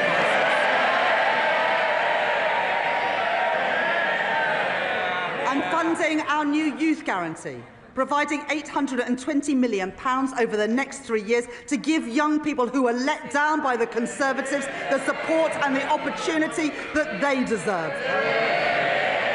Guaranteeing every young person a place in college, an apprenticeship or personalised job support. And after 18 months, 18 to 21-year-olds will be offered paid work, not benefits. The Motability Scheme was set up to protect the most vulnerable, not to subsidise the lease on a Mercedes-Benz. And so I am making reforms that will reduce generous taxpayer subsidies, and Motability have confirmed that they will remove luxury vehicles from their scheme, getting the scheme back to its original purpose of offering cost-effective leases to disabled people. And taxpayers' money should not be spent on pensions for people abroad, who only lived here for a couple of years and may never even have paid a penny in tax. The Conservatives allowed thousands of people living abroad to buy their way into the state pension for as little as £3.50 a week, debasing the purpose of our pension system. And so I will abolish access to Class 2 voluntary national insurance contributions for people living abroad, increasing the time that someone has to live or work in Britain to 10 years and increasing the contributions that they must pay. These reforms improve our welfare system. They support our young people, protect those who need it most, and put an end to Conservative waste and unfairness. Madam Deputy Speaker, to break the cycle of austerity, we need a fair and a sustainable tax system, one that generates revenues to fund the public services that we all use, and supports investment to grow our economy. That does mean that today I am asking everyone to make a contribution. The previous Conservative government froze personal tax thresholds from 2021 to 2028. And today I will maintain all income tax and equivalent national insurance thresholds at their current level for a further 3 years from 2028. While ensuring that people... Order! The noise is far too high. Chancellor. The Right Honourable Lady supported these freezes when her party made them. She might want to forget about it, but the British people never will. At the same time, we are ensuring that people only in receipt of the basic or new state pension do not have to pay small amounts of tax through simple assessment from April 2027. I will also keep the Plan 2 student loan repayments threshold at its 2026-27 level for 3 years. Madam Deputy Speaker, I know that maintaining these thresholds is a decision that will affect working people. I said that last year, and I won't pretend otherwise now. Madam Deputy Speaker, I am asking everyone to make a contribution, but I can keep that contribution as low as possible because I will make further reforms to our tax system today to make it fairer and to ensure that the wealthiest contribute the most. The Conservatives knew that our tax system didn't work. Time and time again, they ducked the necessary reforms, leaving a system unfit for a changing economy, with unfairness that they refused to address. Currently, a landlord with an income of £25,000 will pay nearly £1,200 less in tax than their tenants with the same salary, because no national insurance is charged on property, dividend or savings income. It's not fair that the tax system treats different types of income so differently. And so I will increase the basic and higher rate of tax on property, savings and dividend income by 2 percentage points, and the additional rate of tax on property and savings income by 2 percentage points. Even after these reforms, 90% of taxpayers will still pay no tax at all on their savings. As well as narrowing the gap between the tax on income from assets and income from work, I also believe that a fair society is one where the wealthiest pay their fair share. The reforms I made last year will raise an additional £8 billion a year by 2020-30 from wealth. I increased taxes last year on private equity, private schools and private jets. I abolished the non-dom tax regime. And this year, I will make 2 changes to cap trust charges and prevent avoidance. I reformed inheritance tax on agricultural and business assets. And this year, I am aligning those reforms with wider inheritance tax rules by allowing the transfer of the 100% relief allowance between spouses, balancing the taxation of these valuable assets with the realities of family life. In this budget, I will take further steps to deal with a long-standing source of wealth inequality in our country. A Band D home in Darlington or Blackpool pays just under £2,400 in council tax, nearly £300 more than a £10 million mansion in Mayfair. And so, from 2028, I am introducing the high-value council tax surcharge in England, an annual £2,500 charge for properties worth more than £2 million, rising to £7,500 for properties worth more than £5 million. This will be collected alongside council tax, levied on owners, and we will consult on options for support or deferral. This new surcharge will raise over £400 million by 2031 and will be charged on less than the top 1% of properties. Madam Deputy Speaker, reliefs in our tax system cost the taxpayer billions of pounds a year, but many of them no longer serve their original purpose. The government rightly provides generous tax relief for people paying into a pension, relieving income tax on all contributions and on the investment itself, as well as national insurance relief on employer contributions, at a cost of over £70 billion a year to the Exchequer. This budget makes no changes to those reliefs or to the tax-free lump sum. But salary sacrifice for pensions, which was intended to be a small part of our pension system, is forecast to almost treble in cost to other taxpayers, from £2.8 billion in 2017 to £8 billion by 2030, with the greatest benefit going to the highest earners, or to those in the financial services sector putting their bonuses into pensions tax-free, while those on the minimum wage or those whose employers don't offer salary sacrifice don't benefit at all. That is not sustainable for our public finances, putting pressure on the tax that everyone else pays. And so I am introducing a £2,000 cap on salary sacrifice into a pension, with contributions above that taxed in the same way as other employee pension contributions. That is a pragmatic step so that people, especially on low and middle incomes, can continue to use salary sacrifice for their pension without paying any more in tax than they do now, and to give individuals and employers time to adjust to these new arrangements. These changes will come into effect in 2029. The coalition government introduced 100% relief from capital gains tax on business sales made to employee ownership trusts, creating a route for gains to go completely untaxed when businesses are sold. I will reduce that relief to 50%, retaining a strong incentive for employee-owned companies. And as we work towards doubling the size of the cooperative economy, the Department for Business and Trade will launch a call for evidence on how we can better support co-ops to grow. Because of the changes that I have made to capital gains tax this year and last year, receipts are forecast to increase from £14 billion this year to £30 billion by 2030. To support our high streets, I am announcing a package of regulatory changes as called for by UK Hospitality and the British Retail Consortium.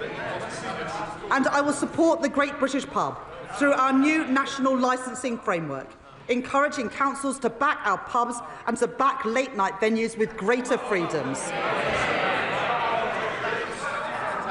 For business rates, I will introduce permanently lower tax rates for over 750,000 retail, hospitality and leisure properties, the lowest rates since 1991, paid for through higher rates on properties worth more than £500,000, like the warehouses used by online giants. Alongside this, I will introduce a package of support worth over £4.3 billion over the next 3 years for a property of any size seeing a large increase in their bill. And to support a level playing field in retail, I will stop online firms from undercutting our high street businesses by ensuring customs duty applies on parcels of any value. I will reform our motoring taxes, exempting search and rescue vehicles from vehicle excise duty as called for by my honourable friends, the member for the Western Isles and for Whitehaven and Workington. And because all cars contribute to the wear and tear on our roads, I will ensure that drivers are taxed according to how much they drive and not just by the type of car they own, by introducing the electric vehicle excise duty on electric cars. This will be payable each year alongside vehicle excise duty at 3p per mile for electric cars and 1.5p for plug-in hybrids, helping us to double road maintenance funding in England over the course of this Parliament. And alongside this, I am providing support to boost our British car industry, increasing the threshold for the expensive car supplement on electric vehicles to £50,000, saving over 1 million motorists £440 a year. Providing £1.3 billion additional funding for the electric car grant, extending it to 2030 and taking total funding to £2 billion, as well as delaying changes to the employee car ownership scheme. In addition, we're investing a further £200 million to accelerate the rollout of EV charging, as well as 100% business rates relief for EV charge points for the next decade, with thanks to my honourable friend, the member for Camborne and Redruth, for his representations on this policy. And I will improve competition in our taxi industry by ending ride-hailing companies' use of a discount scheme intended for coach tours, as called for by Steve McNamara, the General Secretary of the Licensed Taxi Drivers Association, legislating to restrict access so that everyone pays fairly and protecting £700 million of tax revenue each year. I am responding to our consultation on landfill tax, and listening to representations, particularly from our house building industry. I will not converge towards a single rate, but I will prevent the gap between the two rates from widening to balance the need to address tax avoidance in the current structure. I will today publish Ray McCann's report into the loan charge along with the government's response, setting out a new settlement opportunity that will finally allow people to finalise their position and draw a line under this long-standing issue. And I'd like to thank my honourable friend, the member for Milton Keynes Central, for her representations on this subject. I will continue with the planned uprating for tobacco duties that I set out last year and uprate alcohol duties by inflation, along with our plans to introduce a vaping products duty in 2026 and changes to the soft drinks industry levy announced by my right honourable friend, the Health Secretary, yesterday. And I'd like to thank the Exchequer Secretary to the Treasury for his work on all the tax measures in this budget. I will also reform gambling taxes in response to the rise in online gambling. Remote gaming is associated with the highest levels of harm. And so I am increasing remote gaming duty from 21% to 40%. With duty on online betting increasing from 15% to 25%. I am making no change to the taxes on in-person gambling or on horse racing. And I am abolishing bingo duty entirely from April next year. Taken together, my reforms to gambling tax will raise over £1 billion per year by 2031. As a result of the tax reforms I have made today, I can confirm that I will not be increasing national insurance, the basic, higher or additional rates of income tax or VAT. And I have kept everyone's contribution as low as possible through reforms to make our tax system stronger, closing loopholes, ensuring that the wealthiest pay their share, and building a tax system that is fairer for the future as our economy changes. On the day I became Chancellor, I said that I would judge my time in office a success if I knew that ordinary children from working-class backgrounds were living more fulfilling lives. Their horizons expanded, their potential realised. I joined the Labour Party, I came into politics, because I believe that every child has equal worth and deserves an equal chance to achieve their promise. The biggest barrier to equal opportunity is child poverty. Because for every child that grows up in poverty, our society pays a triple cost. The first and the heaviest is to the child. Going to school hungry, waking up in a cold home, or in another B&B.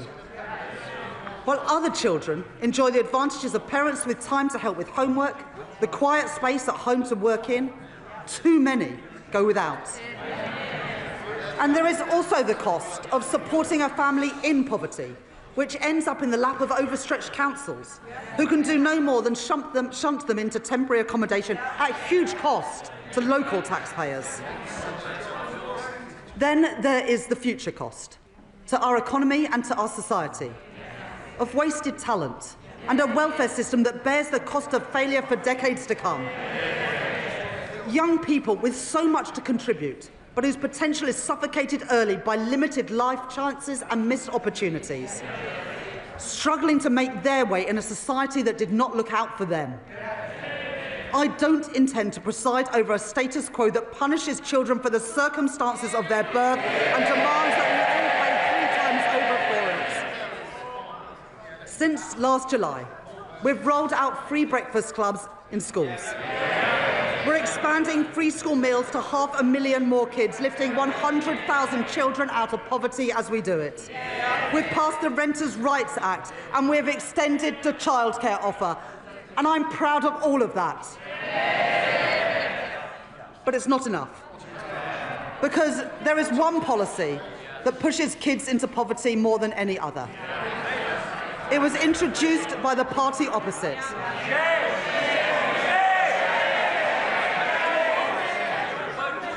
They said it would save money and that it would bring about behavioural change, disincentivising poorer families from having more children. Well, even on its own terms, it failed. The welfare bill has continued to rise, and there's been no difference in the size of families. But what it has done is to push hundreds of thousands of children into poverty since it was introduced. They said they were punishing parents' choices, but it's the kids who have paid the price. They've paid the price for the policies of a party which opted for cynical gimmicks over real savings in our welfare system.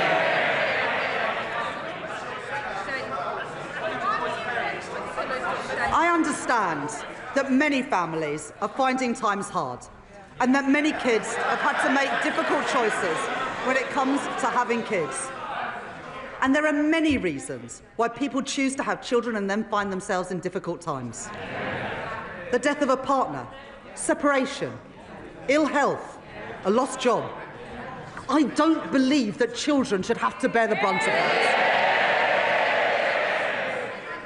And neither can I, in good conscience, leave in place the vile policy known as the rape clause, requiring women to prove if their child has been conceived non-consensually to receive support. I'm proud to be Britain's first female Chancellor of the Exchequer. I take the responsibilities that come with that seriously. I will not tolerate the grotesque indignity of women, of the rape clause, any longer. It is dehumanising, it is cruel, and I will remove it from the statute book. And so, because I am tackling fraud and error in our welfare system, because I am cracking down on tax avoidance, because I am reforming gambling taxation, I can announce today, fully costed and fully funded, the removal of the two-child limit in full from April.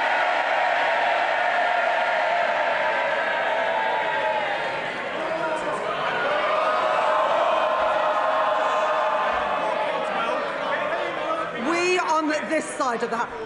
It's amazing what people get so angry about, and we've seen their true colours today. The thing they get angry about is lifting children out of poverty. Order! Order. Our constituents will want to hear the Chancellor. I think our constituents have heard all they need to from the party opposites today. We on this side of the House do not believe that the solution to a broken welfare system is to punish the most vulnerable. We are lifting 450,000 children out of poverty with the end of the two-child limit. And, Madam Deputy Speaker, combined with other actions we are taking, this Labour government is achieving the biggest reduction in child poverty over a parliament since records began. That is the difference that this Labour government is making. Madam Deputy Speaker, I know how worried families are about the cost of everything. Worried that their money won't stretch to the end of the month. Worried that price... I think if you've got a house that's worth £5 million a year, you can probably afford it. But you get more exercise about reducing child poverty than you do about the richest paying more. Under this government, wages have risen by more since we were elected than in 10 years under the last government, with lower interest rates already saving families £1,200 a year off a typical new mortgage, compared to that to when Liz Truss was Prime Minister. But I know that people still face pressure on their budgets day to day and week to week. And where there is more to do, where we can provide relief, we are doing it.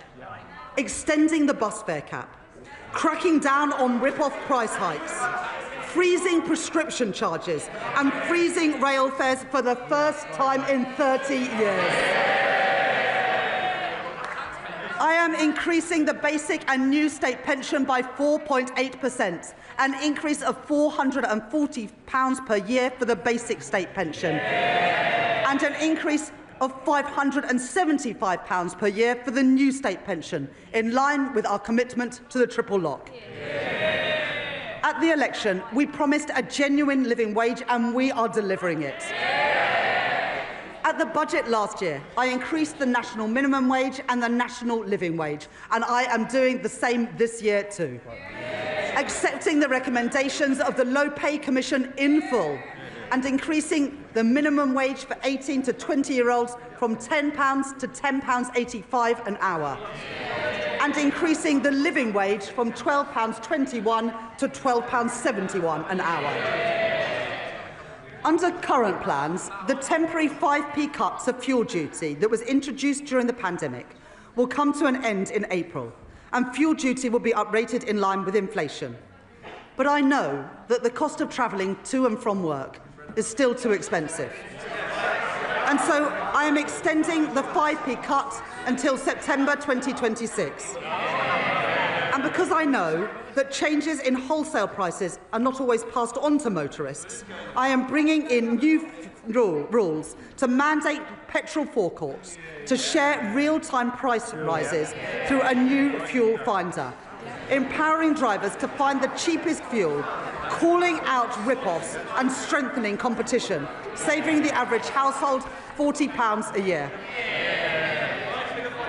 Madam Deputy Speaker, one of the greatest drivers of the rising cost of living is the cost of energy prices.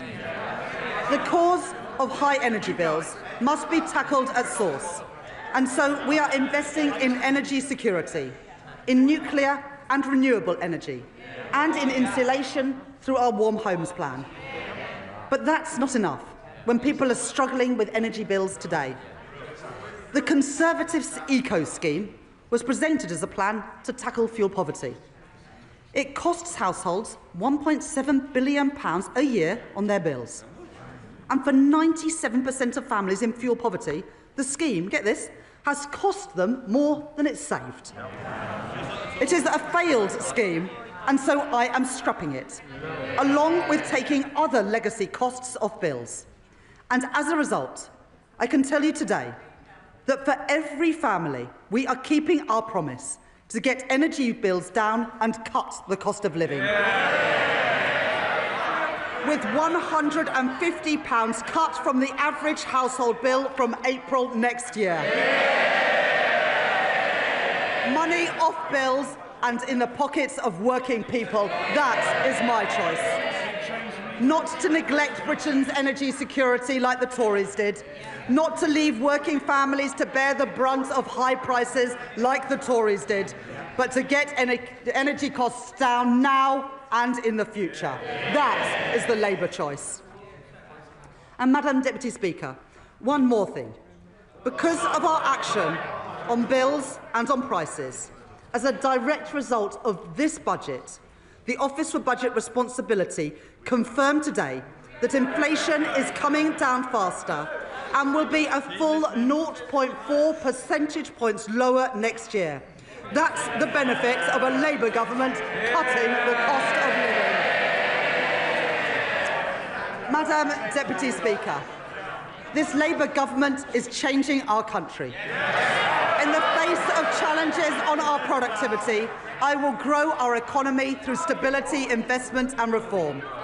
I've met my fiscal rules and built our economic resilience for the future. I have asked everyone to contribute, yes, for the security of our country and the brightness of its future.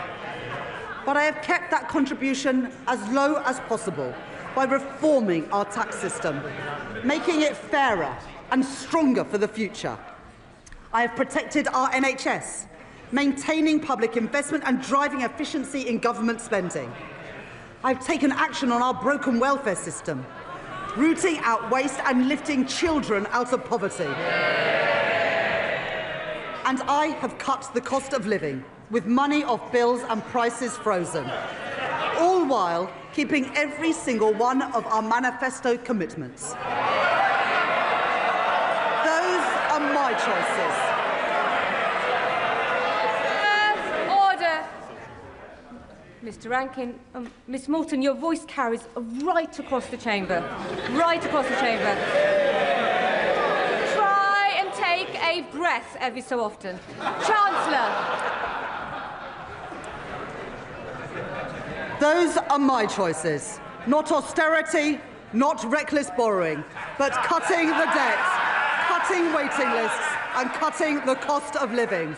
Those are Labour choices, promised and delivered by this budget, promised and delivered by this Labour government. And Madam Deputy Speaker, I commend this statement to the House.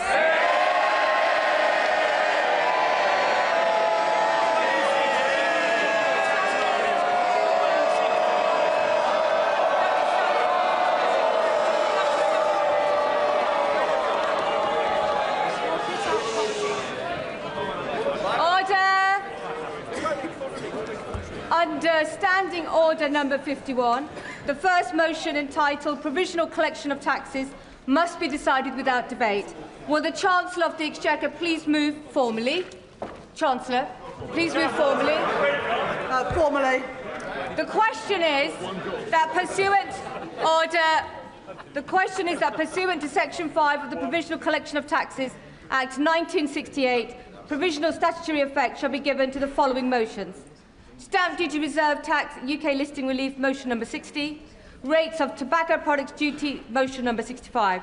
As many of their opinions say aye. Aye. Of the contrary, no. The ayes have it. The ayes have it.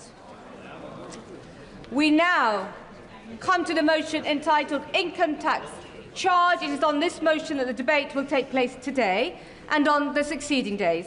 The questions on this motion and on the remaining motions will be put at the end of the budget debate on Tuesday, the 2nd of December. I call the Chancellor of the Exchequer to move the motion formally. Formally. The question is that income tax is charged for the tax year 2026-27, and it is declared that this and is expedient in the public interest that this resolution should have statutory effect under the provisions of the Provisional Collections of Taxes Act 1968.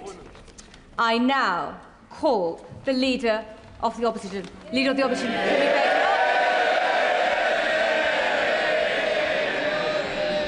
Thank you, Madam Deputy Speaker. And may I congratulate the Right Honourable Lady on delivering her second budget. I hope she enjoyed it, because it really should be her last. What a total humiliation. A total humiliation. Can colleagues who are exiting the chamber do so swiftly so we can focus on the Leader of the Opposition? Swiftly exit, quietly. Right. Leader of the Opposition. It's a total humiliation, Madam Deputy Speaker. Last year, she put up taxes by £40 billion, the biggest tax rate in British history. She promised that she wouldn't be back for more. She swore it was a one-off. She told everyone that from now on, it would be stability and she would pay for everything with growth. Today, she has broken every single one of those promises. If she had any decency, she would resign. At the last budget, she said she was proud to be the country's first ever female Chancellor. After this budget, she will go down as the country's worst ever Chancellor.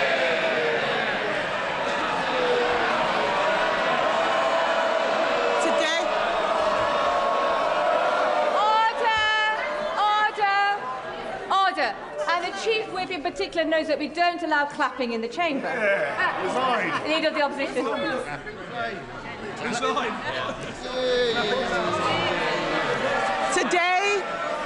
Today she has announced a new tax rate of £26 billion. They're all cheering. Household income is down. Spending policies in this budget increase borrowing in every year. That smorgasbord of misery we just heard from her can be summed up in one sentence. Labour are hiking taxes to pay for welfare.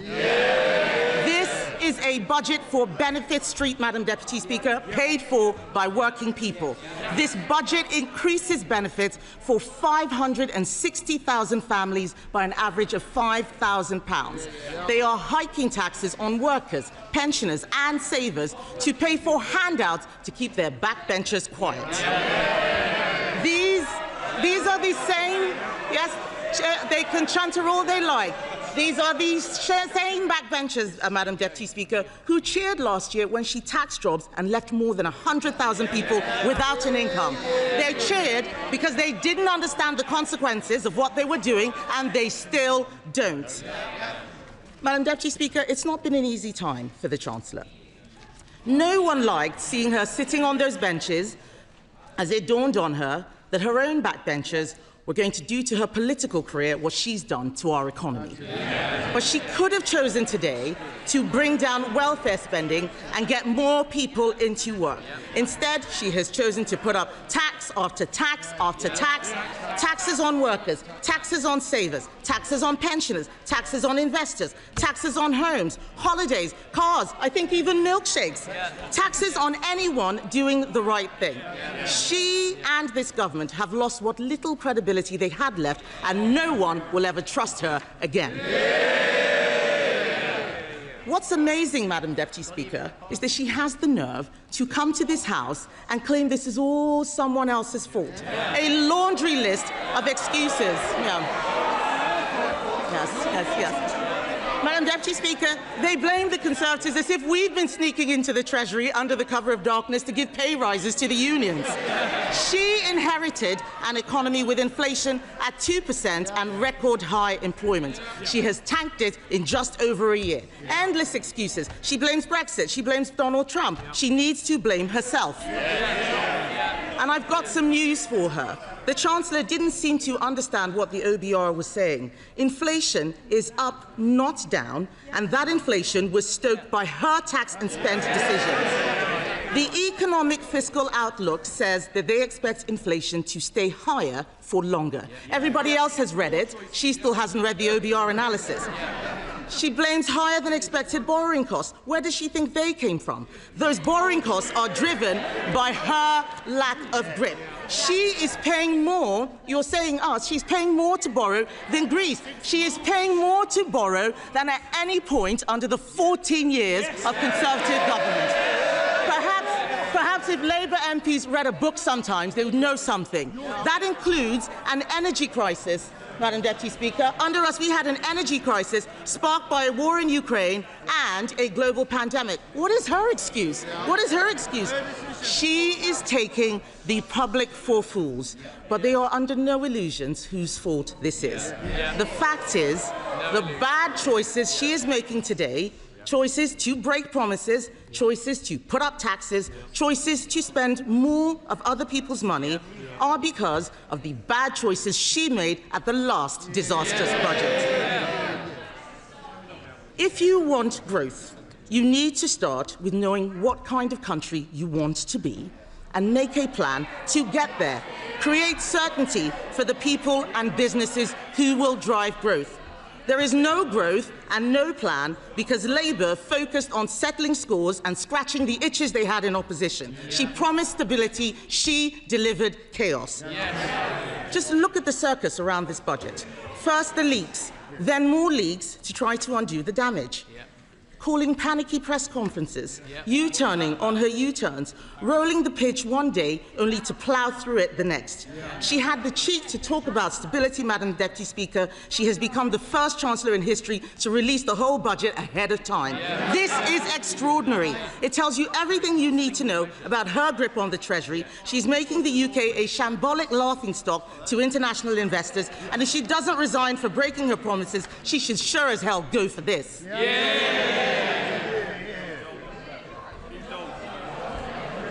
But, Madam Deputy Speaker, what have we got for all this chaos and disorder? There are 1 million more people claiming universal credit than there were at the time of the last budget. Government spending, up. Welfare spending, up. Universal credit claimants, up. Unemployment, up. Debt interest, up. Inflation, up. And what about the things that you want to go up? What about the things you want to go up? Growth, down. Investment, down. Business confidence, down.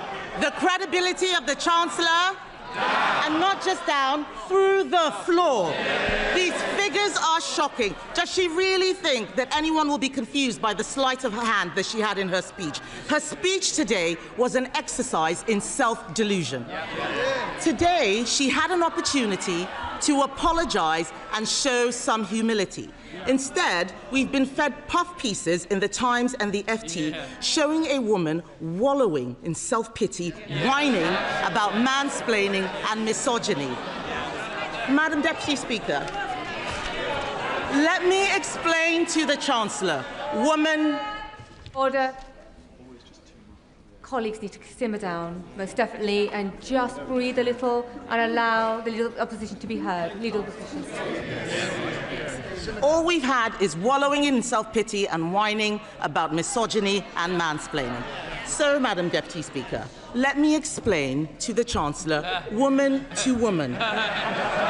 People out there aren't complaining because she's female, they're complaining because she is utterly incompetent.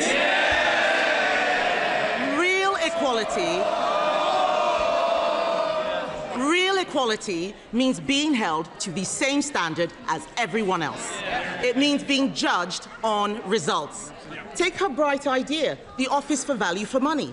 It's been closed down because it didn't save a penny. In fact, it cost the taxpayer £1.6 million. You couldn't make this stuff up. Madam Deputy Speaker, I've identified a way to save taxpayers huge amounts of money by sacking just one person, the woman sitting opposite. The ex-chief economist of the Bank of England was not mansplaining. He wasn't mansplaining when he said the uncertainty around today's budget is the single biggest reason growth has flatlined. What did the Chancellor think would happen when she went on breakfast telly to do an emergency public service announcement? I interrupt your Cheerios to bring you this frightening message about income tax. And then, unbelievably, she changed her mind 3 days later. No wonder people are in despair. She says she wants people to respect her. Order. Conservative colleagues are drowning out the Leader of the Opposition speech, so just be mindful nobody will be able to hear her at home. Leader of the Opposition.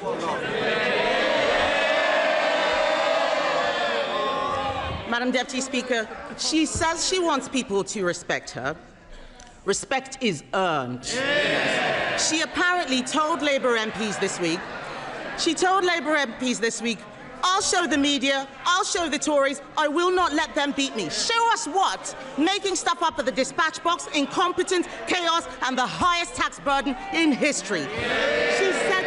She said to them, Madam Deputy Speaker, I'll be there on Wednesday, I'll be there next year, and I'll be back the year after that. God help us. She is spineless, shameless, and completely aimless. Talk to any business. Talk to someone looking for a job. Unemployment is up every single month since Labour have been in office. They don't want to hear it, but it's true. They're shouting and complaining they cannot create jobs. It is the worst year for graduate recruitment on record. Are they proud of this? Companies like Merck and Ineos slashing investment plan. Order.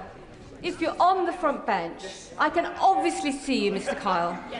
And there's no need for you to be chuntering this loud. They can see and hear you as well. Leader of the Opposition.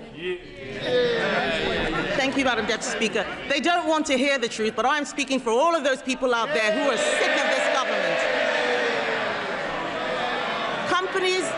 Companies like Merck and Ineos are slashing investment plans. The construction sector has shrunk. How is that house building target going, by the way? I'll tell you, Madam Deputy Speaker, they are miles behind and won't even come close to what we achieved. Business confidence is at record lows. No wonder today future growth has been revised down in every year of the scorecard. The papers are reporting that 1 in 8 business leaders is planning to leave Britain. Even one of Labour's biggest ever donors, Lakshmi Mittal, has fled the country. Fled. With a passport. What we have in front of us is a budget littered with broken promises. She stood on a manifesto which promised better returns for UK savers. Today, she's putting up taxes on savings, on salary sacrifice even. She promised to give pensioners the security and retirement they deserve. Today, she slapped higher taxes on people saving for their pension. She promised to make Britain the best place in the world to invest and do business. Today, she has raised the dividend tax rates. She and the Prime Minister had already broken their promise to freeze council tax, but today she's decided to go even further, introducing a new property tax clobbering family homes that will only raise small amounts. This is Labour's Britain. This is Labour's Britain. People who work hard, Madam Deputy Speaker, people who work hard and save hard to buy their homes get taxed more, while those who don't work, who in some cases refuse to work, get their accommodation paid for by taxpayers.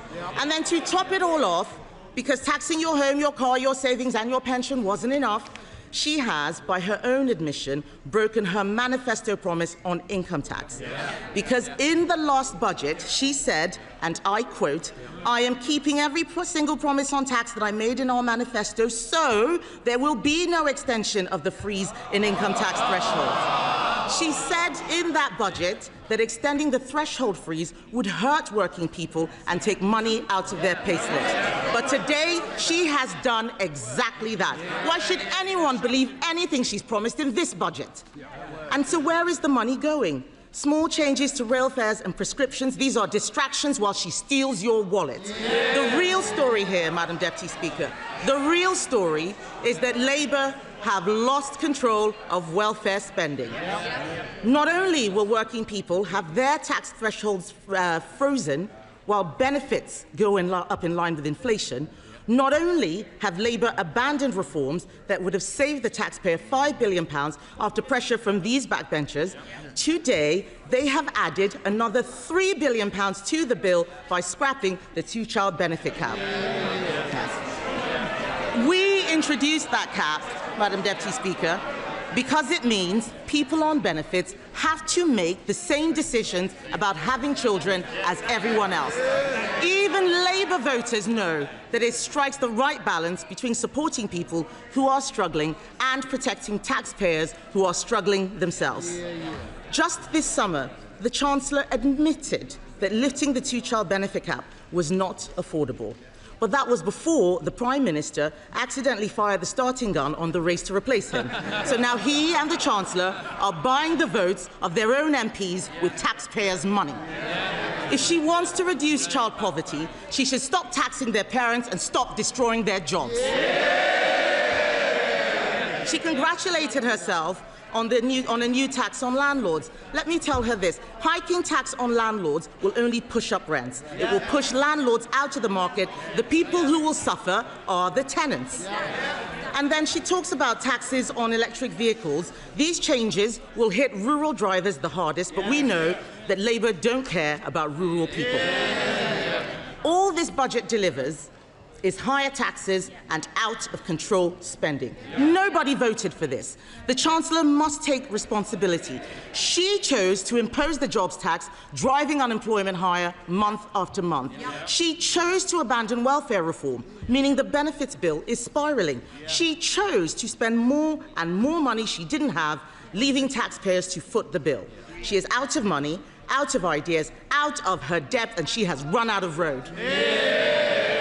The country simply cannot afford a Chancellor who can't keep her own promises. Her position is untenable, and she knows it. She's talking to the Chancellor. Is he mansplaining to you, by the way? Is he mansplaining? Do you want some help? Would you like some help? What the Prime Minister should do is grow a backbone and sack her. But he won't, because he knows if she goes down, he goes down with her. So we're stuck with them both, Laurel and foolhardy. Does she have any sympathy for the people facing Christmas without a salary because of her jobs tax? For the retailers who are suffering sleepless nights because of their plummeting Christmas sales? People out there are crying. Last year, we had the horrors of the Halloween budget. This year, it's the nightmare before Christmas. And as for her, she's the unwelcome Christmas guest, 10 minutes through the door, and she's eaten all the Quality Street, Madam Deputy Speaker.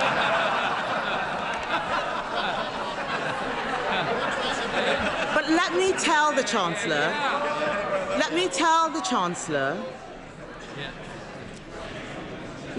Chancellor something she has forgotten. Behind every line in today's Red Book is a family, a home, a lifetime of work and sacrifice. People are frightened, and they have every reason to be. The Chancellor has spent the last year terrifying them. Every decision that she and the Prime Minister make puts more pressure on the people who keep this country going. If Labour are the party of working people, why is it that every day under them, thousands more people are signing off work and onto benefits? It's Conservatives who are the party of work. The Labour Party should be renamed the Welfare Party. And they are making a mistake. The British public don't want higher welfare spending. They want people in work providing for themselves. They want to live in a country where hard work pays, where what you put in reflects what you get out. And we agree with them. There is an alternative. We Conservatives have set it out. This budget could have saved £47 billion, including £23 billion from welfare.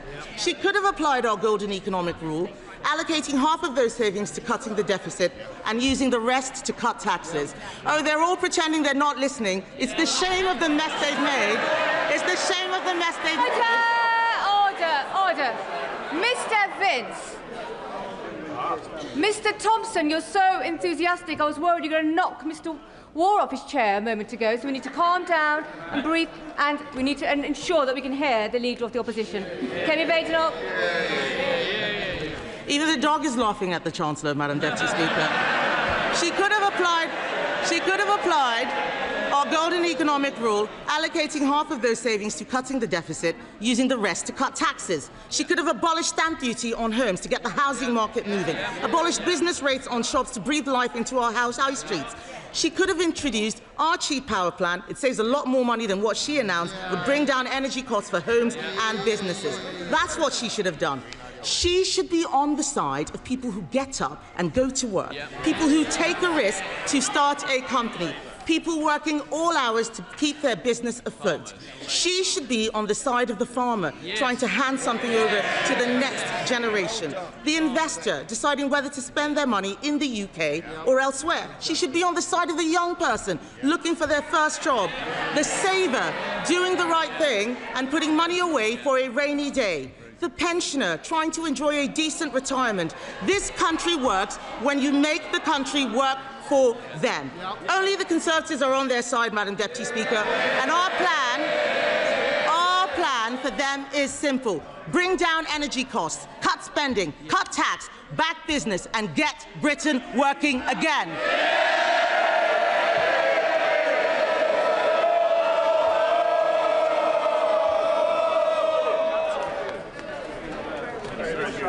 Colleagues are exiting. Can they do so quietly and quickly before we come to our first backbench contribution? Quietly and quickly. Other colleagues who are trying to catch my eye should return to their seats. I have noticed them bobbing. And we come to the chair of the Select Committee. We come to Dame Meg Hillier. Thank you, Madam Deputy Speaker. Madam Deputy Speaker, it seems like some ways a very long time since 2022. Remember that, where we had a Prime Minister and a Chancellor who put this country in hock to the bond markets, made mortgages rise and put the British public through living hell. What a contrast with my right honourable friend today, who has put money into the NHS, is backing investment in our country, supporting start-ups and supporting the British public in a difficult cost of living crisis caused by the party opposite. And while I want to go into what the Chancellor said today, I cannot let go without making some comments about the Right Honourable Member for Essex, the Leader of the Opposition. Who was shambolic, Madam Deputy Speaker? Them. Under them, mortgages went up. And we saw children entering in poverty in greater numbers. So who is the party that created child poverty? Them, not us. And who is the party that has consistently talked down this country since the election, being negative on every stage and downgrading people's confidence in our country? Who is the party of 0 hours contracts? The party opposite. And who is the party that failed consistently to invest in our schools? The party opposite. And the NHS, and our prisons, and our justice system. Under them, the country spiralled. And I spent a decade under the last government looking at public spending in the privileged role of chair of the Public Accounts Committee. I saw those mistakes close up. I saw the big nasties left, whichever government was elected in July last year. And I commend my right honourable friend for tackling those challenges. And the productivity that we've seen challenges on as a result of the OBR's decisions has been low since 2010. And who was in government since 2010? The party opposite. So they left the legacy, they left the big nasties, and it's now this government's job to clear it up. But amid all the noise, Madam Deputy Speaker, we must remember that the markets are listening, and we need to all be responsible. Government, opposition, every member of this House. And while speculation always swirls around a budget, and that is inevitable because we're all lobbying on behalf of our constituents, our local businesses and every other group that we represent, quite rightly, to persuade our government to do the things that we want to see. And we're all impatient to see those things happen yesterday. That's why we got elected, to make change. But the leaks that have happened around this budget have been very unfortunate. And I do hope my right honourable friend will grapple with this and make sure that it doesn't happen again. And the most recent leak of the OBR data, moments before her budget, is undermining for us all. So we will be raising that with the Office for Budget Responsibility when they appear in front of the Select Committee next week. But the Treasury Select Committee looked at a number of the issues that were being speculated around the budget: child poverty, gambling tax, cash ISAs, and others. And I'm grateful that my right honourable friend has tackled some of these. I wanted to touch first on cash ISAs. We, in a report, recommended that the Chancellor didn't reduce the limit on cash ISAs from £20,000, and she's reduced it not from the 10 that was being mooted, but to 12. The concern is that for short-term savers, there can be a real issue there. And with targeted support coming next year and work on the advice guidance boundary, there is an opportunity to bring the British public into a more investing environment and to make them invest or encourage them to invest more. But after so many years, when we've all been warned that your capital is at risk, like on the cigarette packets, that you might die if you smoke, it takes a long time to turn that culture around. Yes. I do want to pay tribute to the financial inclusion and literacy campaign that the Financial Times backs, which is running a programme in Shoreditch Park City Academy in my constituency over 3 years, with years 7, 8 and 9, to encourage them to teach them about financial literacy. Yeah. They will be the investors of the future, but it will take some time for those young people to get to the point where they invest. So I am pleased that the Chancellor did exempt over 65s from this limit, because that short-term saving is important, and particularly for that age group that is planning for retirement or indeed in retirement. Yeah. I really welcome her support for start-ups. In my constituency, this is a huge issue, and widening enterprise support, something that I know my sister committee, the Business and Trade Committee, will no doubt be looking at. And encouraging companies to list in London, absolutely right. The 3-year stamp duty relief will hopefully be enough to encourage that. We've seen too many companies listing elsewhere, and we need them here in the UK to grow our economy and create those jobs. There's a lot of technical issues around reviews of business tax, which I'm sure we will be looking over. We're putting our slide rule across all of the measures in the budget today. I note that the Chancellor is talking about 4.9 million of efficiencies by government departments by 2031. That is going to be a potential challenge, and so I think the Public Accounts Committee, another sister committee, will no doubt be looking at that alongside the Treasury Select Committee. But I'm really pleased that she's giving HMRC more powers to pursue promoters of tax avoidance schemes. We know what the problems have been there, and the Treasury Select Committee has the privilege and responsibility of challenging His Majesty's Revenue and Customs regularly, and they will be in front of us in January, and we'll be able to ask them more about that then. But for me, one of the central planks for me as a constituency MP of why we needed a Labour government, because of what the other party did to children living in poverty. There are 4.5 million children in poverty in this country. That's gone up by almost 1 million since 2012. 2 million of them are in deep poverty, and that's 1 in 3 children living below the poverty line in 2025 in the United Kingdom. Children are sharing beds with their siblings or parents turning up to school tired. And every weekend, I visit people in my constituency and I see this challenge. Just last weekend, a woman showed me the bedroom she shares with her now disabled husband because he had a stroke 3 years ago. And she has a curtain between their double bed and a narrow space so her daughter can share their room. While in their case, luckily, they have a second bedroom where her 2 sons sleep in a bunk bed.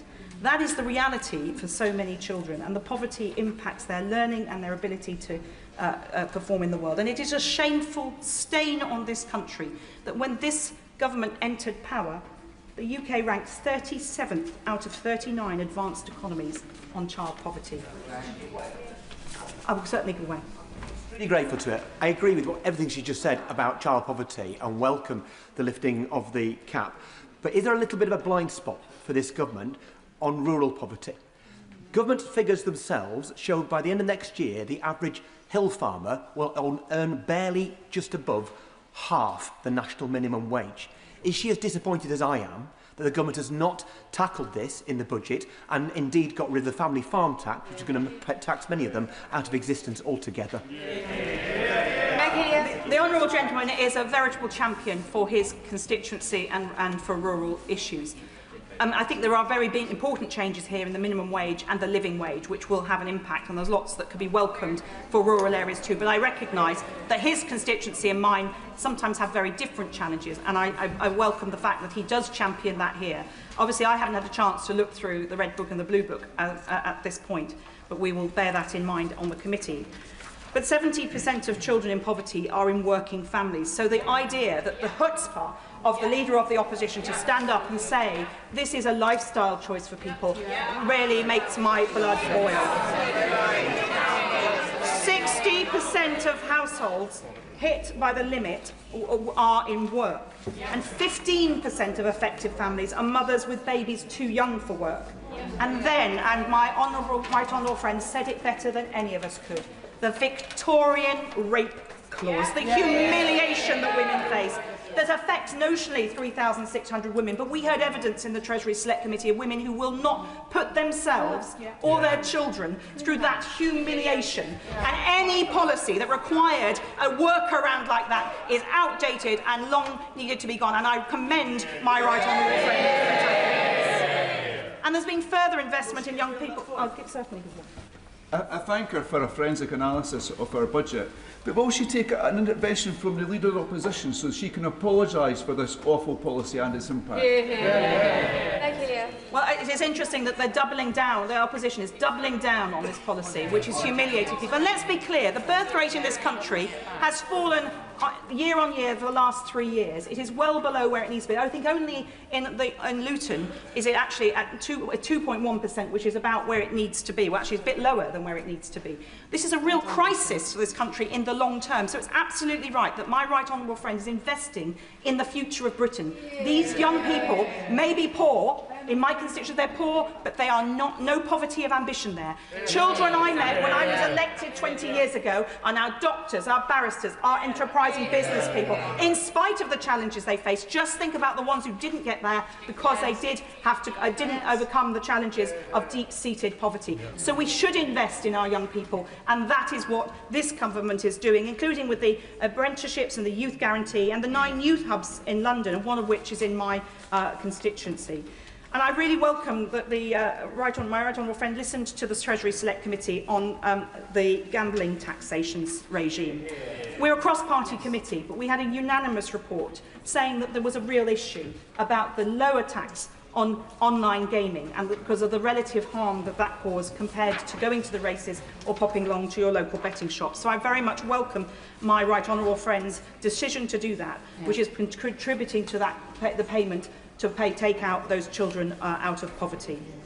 I do on the lifetime, the ISA changes. I just wonder, I caution to my right honourable friend that I hope that the Treasury is watching very closely the impact on mortgage lending by building societies, because in the evidence we heard that was a concern. And if we want to get people into their own homes with the building that's going to be going on, we need to make sure that those mortgages are available to them. So I hope that the Treasury is in ongoing dialogue on that issue, despite this change having been made.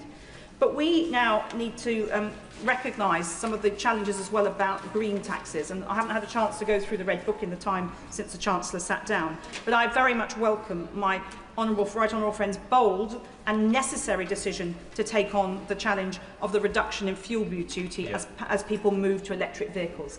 This has been a point of debate for at least the last decade or so. Certainly on the time that I was on the Public Accounts Committee, we kept challenging the Treasury about how they're going to fill that gap. And my right honourable friend has been bold and right to challenge that. It's a difficult one to grapple with, but she's great that she's done that, and I think we need to be, we'll look forward to hearing more about that. And in terms of supporting people because of the cost of living, the freeze on rail fares, keeping the bus fare cap, these are things that help people get to work. And the ongoing freeze on fuel duty will help with that too. And the increase in the minimum wage and the living wage are vital.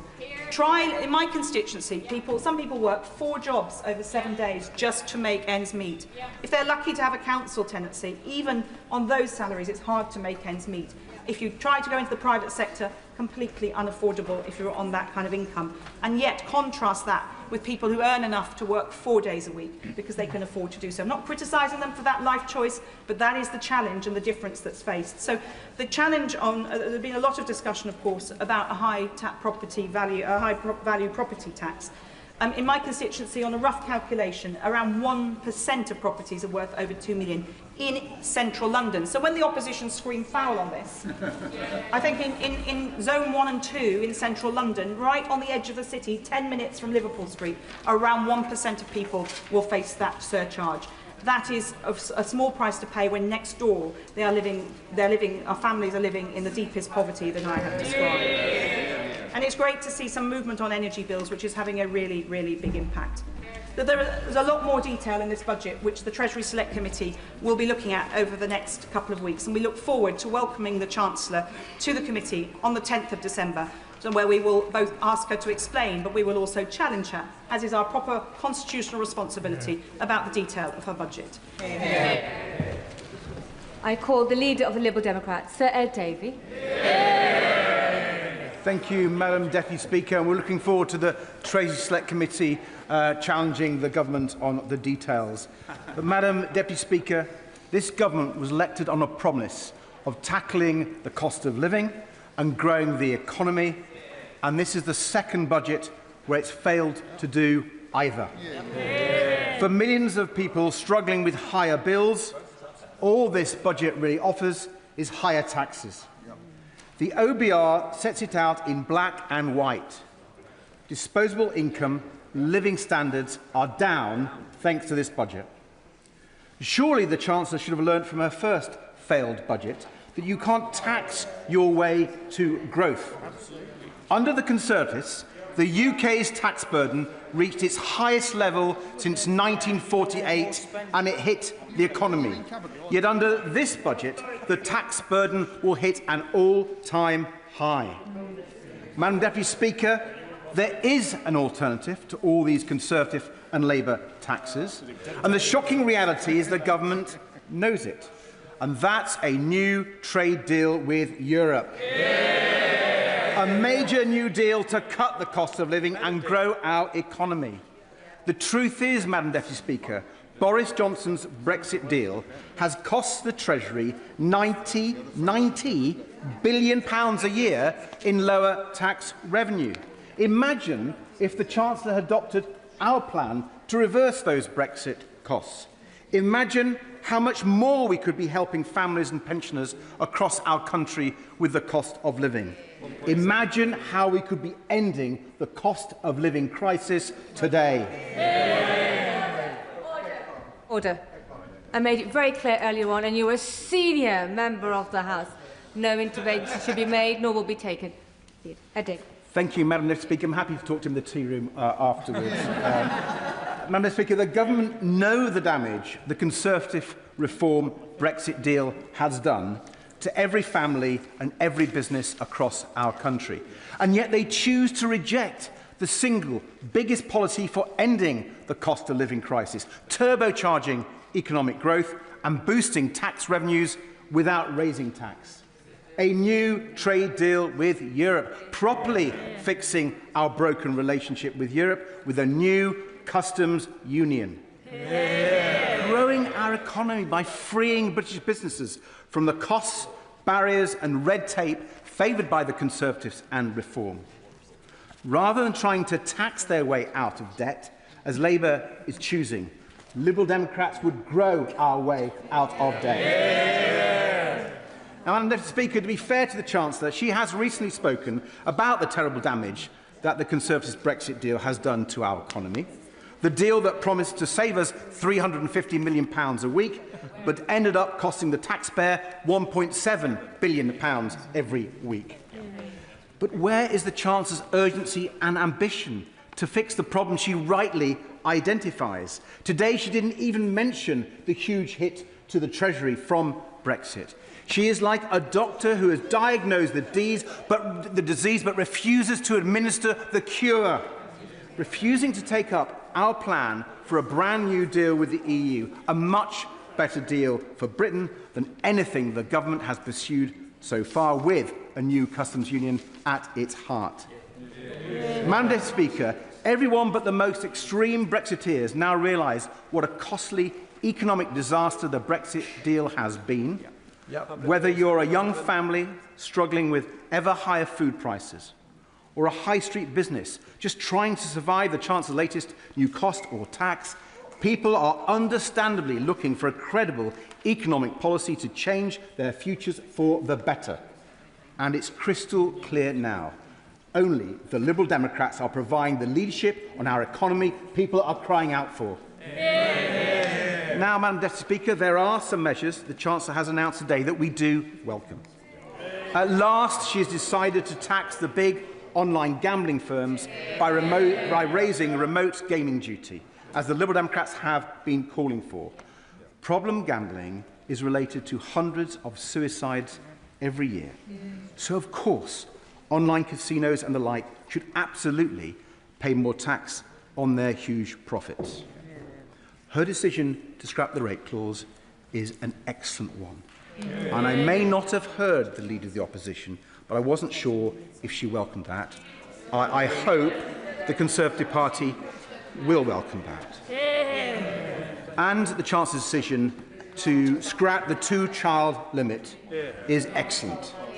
It was in our general election manifesto, and I'm glad that she is now enacting Liberal Democrat policy. Madam Deputy Speaker, it's clearly the most effective way of lifting children out of poverty, and it will save taxpayers' money in the long term.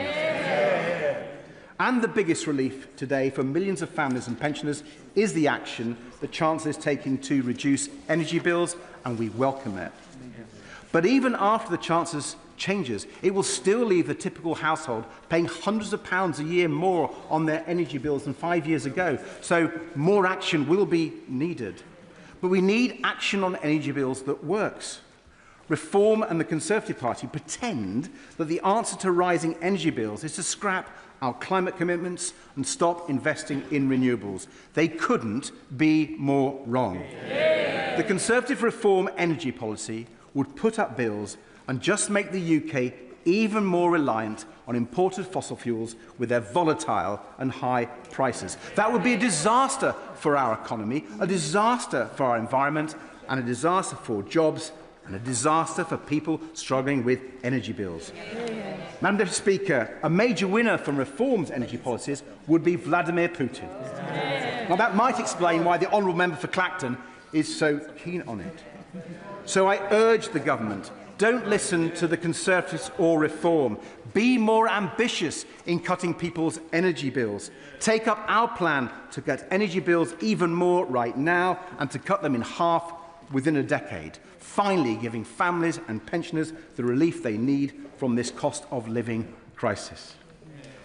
Madam Deputy Speaker, while there are some things to welcome, which I've just done, there are quite a lot of measures in this budget that will cause a lot of pain and unfairness, all of which could have been avoided if the Chancellor had gone for growth with Europe instead. Her plans to tax salary sacrifice will be hugely damaging to savings and pensions, and it looks like it's another NI hit on workers, Madam Deputy Speaker.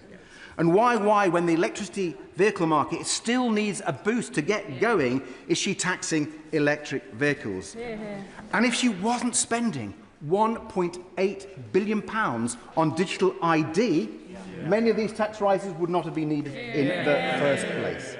And her failure to U-turn on the family farm tax is a huge error. Madam Speaker, if the Chancellor was really looking to tax those with the broadest shoulders, then why not put a windfall tax on the big banks who are literally making billions at the taxpayers' expense due to a side effect of quantitative easing. But the worst tax hike of this budget by far, the biggest tax rise of this budget, is the Chancellor's decision to repeat the Conservative policy of freezing income tax thresholds. Freezing these thresholds reduces the amount people can earn tax-free and hits the lowest paid the hardest. But I have to say, Madam Deputy Speaker, hearing the Conservative leader criticise it now rings incredibly hollow. And I think the member for Berkshire was objecting to her comments. The leader of the opposition cheered Conservative budgets after Conservative budgets that did exactly the same thing as the Chancellor did, raising taxes on the low paid. The Conservatives dragged an extra 4 million people on very low incomes into paying income tax and an extra 3.5 million people into paying the 40p rate. And the OBR says this government is now planning to drag a further 750,000 low-paid workers into tax and nearly 1 million people into the 40p rate. So someone on the average salary is paying an extra £582 this year because of the Conservatives' policy, and under the Chancellor's plans, they will pay an extra £300 a year by 2031. Now, Madam Deputy Speaker, contrast that with our record on income tax. We raised the personal allowance by £4,000. We cut income tax by £825 for millions of people and took 3.4 million of the lowest paid out of paying income tax altogether. It is clear, Madam Deputy Speaker, the Liberal Democrats are the only party that believes in cutting income tax for ordinary people. Labour and the Conservatives make them pay more. As well as adding income tax pain to families struggling with the cost of living crisis, this budget will also add to the cost of doing business crisis facing Britain's hospitality sector, where she went nowhere near far enough. Our high streets are suffering. Pubs, restaurants, cafes, caravan parks, zoos, even our beloved theme parks. They are struggling against higher business rates and the government's misguided jobs tax. The Liberal Democrats called on the Chancellor to help them with an emergency 5% VAT cut for hospitality for the next 18 months. That would have been a lifeline for some of our most beloved local businesses and for people's jobs, boosting local economies across Britain. And it is very disappointing that the Chancellor hasn't listened to our calls. Finally, Madam Deputy Speaker, can I say how disappointed I am with how little there was for carers in this budget? As a carer myself for much of my life, I'm determined to speak up for the millions of carers less fortunate than I am. Millions of family carers and care workers who make enormous sacrifices looking after loved ones. Carers who keep our NHS going. Carers who keep our society going. They deserve far more support from the government, and I will keep pressing their case. Now, I do welcome the Carers Allowance review, but it confirms our argument that the Carers Allowance system is out of date and is in need of urgent change, and we're yet to hear commitments to those changes. I welcome the decision to reassess cases where overpayment has caused huge hardship, but with the changes not coming into force for another year, the government must instruct the DWP to immediately suspend repayments during that delay and swiftly deliver compensation. More needs to be done to help family carers juggle their jobs with their caring responsibilities. And, Madam Deputy Speaker, we urgently need the Social Care Commission to actually start fixing the system on a cross-party basis and make sure our loved ones get the care they need. The Chancellor cannot claim to be supporting our NHS properly, however much money she puts in, while she and Treasury officials keep blocking the social care reforms that alone can transform the health service across the country and boost our economy. Madam Deputy Speaker, a caring society, a growing economy, a plan to drive down household bills, boost high streets and go for growth with Europe. That is the vision the Chancellor should have set out today. Instead, we got a low-growth, high-tax budget from a government that I fear just isn't listening. Catherine West. Thank you very much, Madam Deputy Speaker, and it's an honour to follow the leader of the Liberal Democrats in this debate, the member for Kingston and Surbiton. And put very simply, this is a family-friendly budget. Every family up and down the UK will be welcoming this. Gone is the vile rape clause, and an increase in family income is very, very welcome. We've been through many traumatic times together in this House. We've been through the global financial crisis and its long tail. We've been through Brexit, and the right honourable member who spoke before me is quite right to emphasise the vast difference between our economy while we were in the European Union and now that we're not. And I welcome the work being done at Cabinet level and ask Cabinet to redouble their efforts to work on good trade arrangements under the EU-UK Security Pact to improve our economy and enlarge our economy. And of course, COVID. We heard of COVID this week with the report. And we all remember not just the impact on the economy, but the terrible impact, particularly on younger people, and the impact that long tail is having on so many of our young people who are still feeling too unwell to work or whose work opportunities have been severely reduced through anxiety, depression and all the other things which not just COVID but that context of fiscal austerity brought down upon them. Madam Deputy Speaker, I represent a multi-faith, multi-ethnic constituency which works really hard on community cohesion. When all is said and done, we rub along well together in Hornsey and Fry and Barnet. From recent rhetoric, it could be assumed that there is deep unhappiness and division. In fact, I want to put on record the opposite. I would like to put on record the contribution to our local economy from all parts of my constituency, regardless of skin colour, faith or school qualifications. Of course, my community also faces challenges. We have unacceptably high numbers of children living in households where incomes don't cover the basics, heating, eating and rent.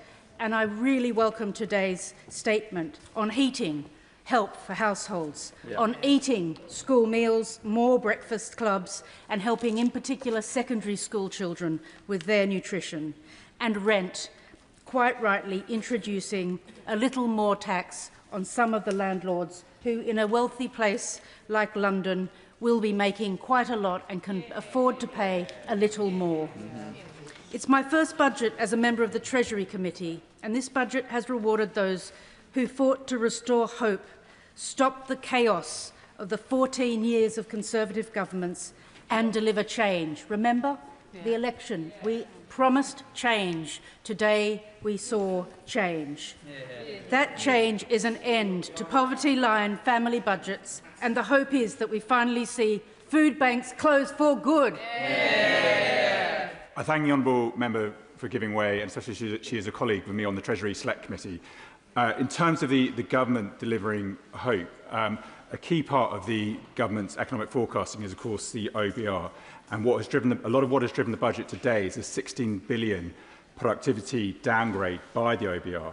We heard on the Treasury Select Committee that there was actually very little basis behind that productivity forecast in the first place, basically based on purely what the UK productivity was pre-2008, with not much real depth beyond that. So does the honourable member agree with me that the OBR has serious work to do to look at the robustness of its forecasts?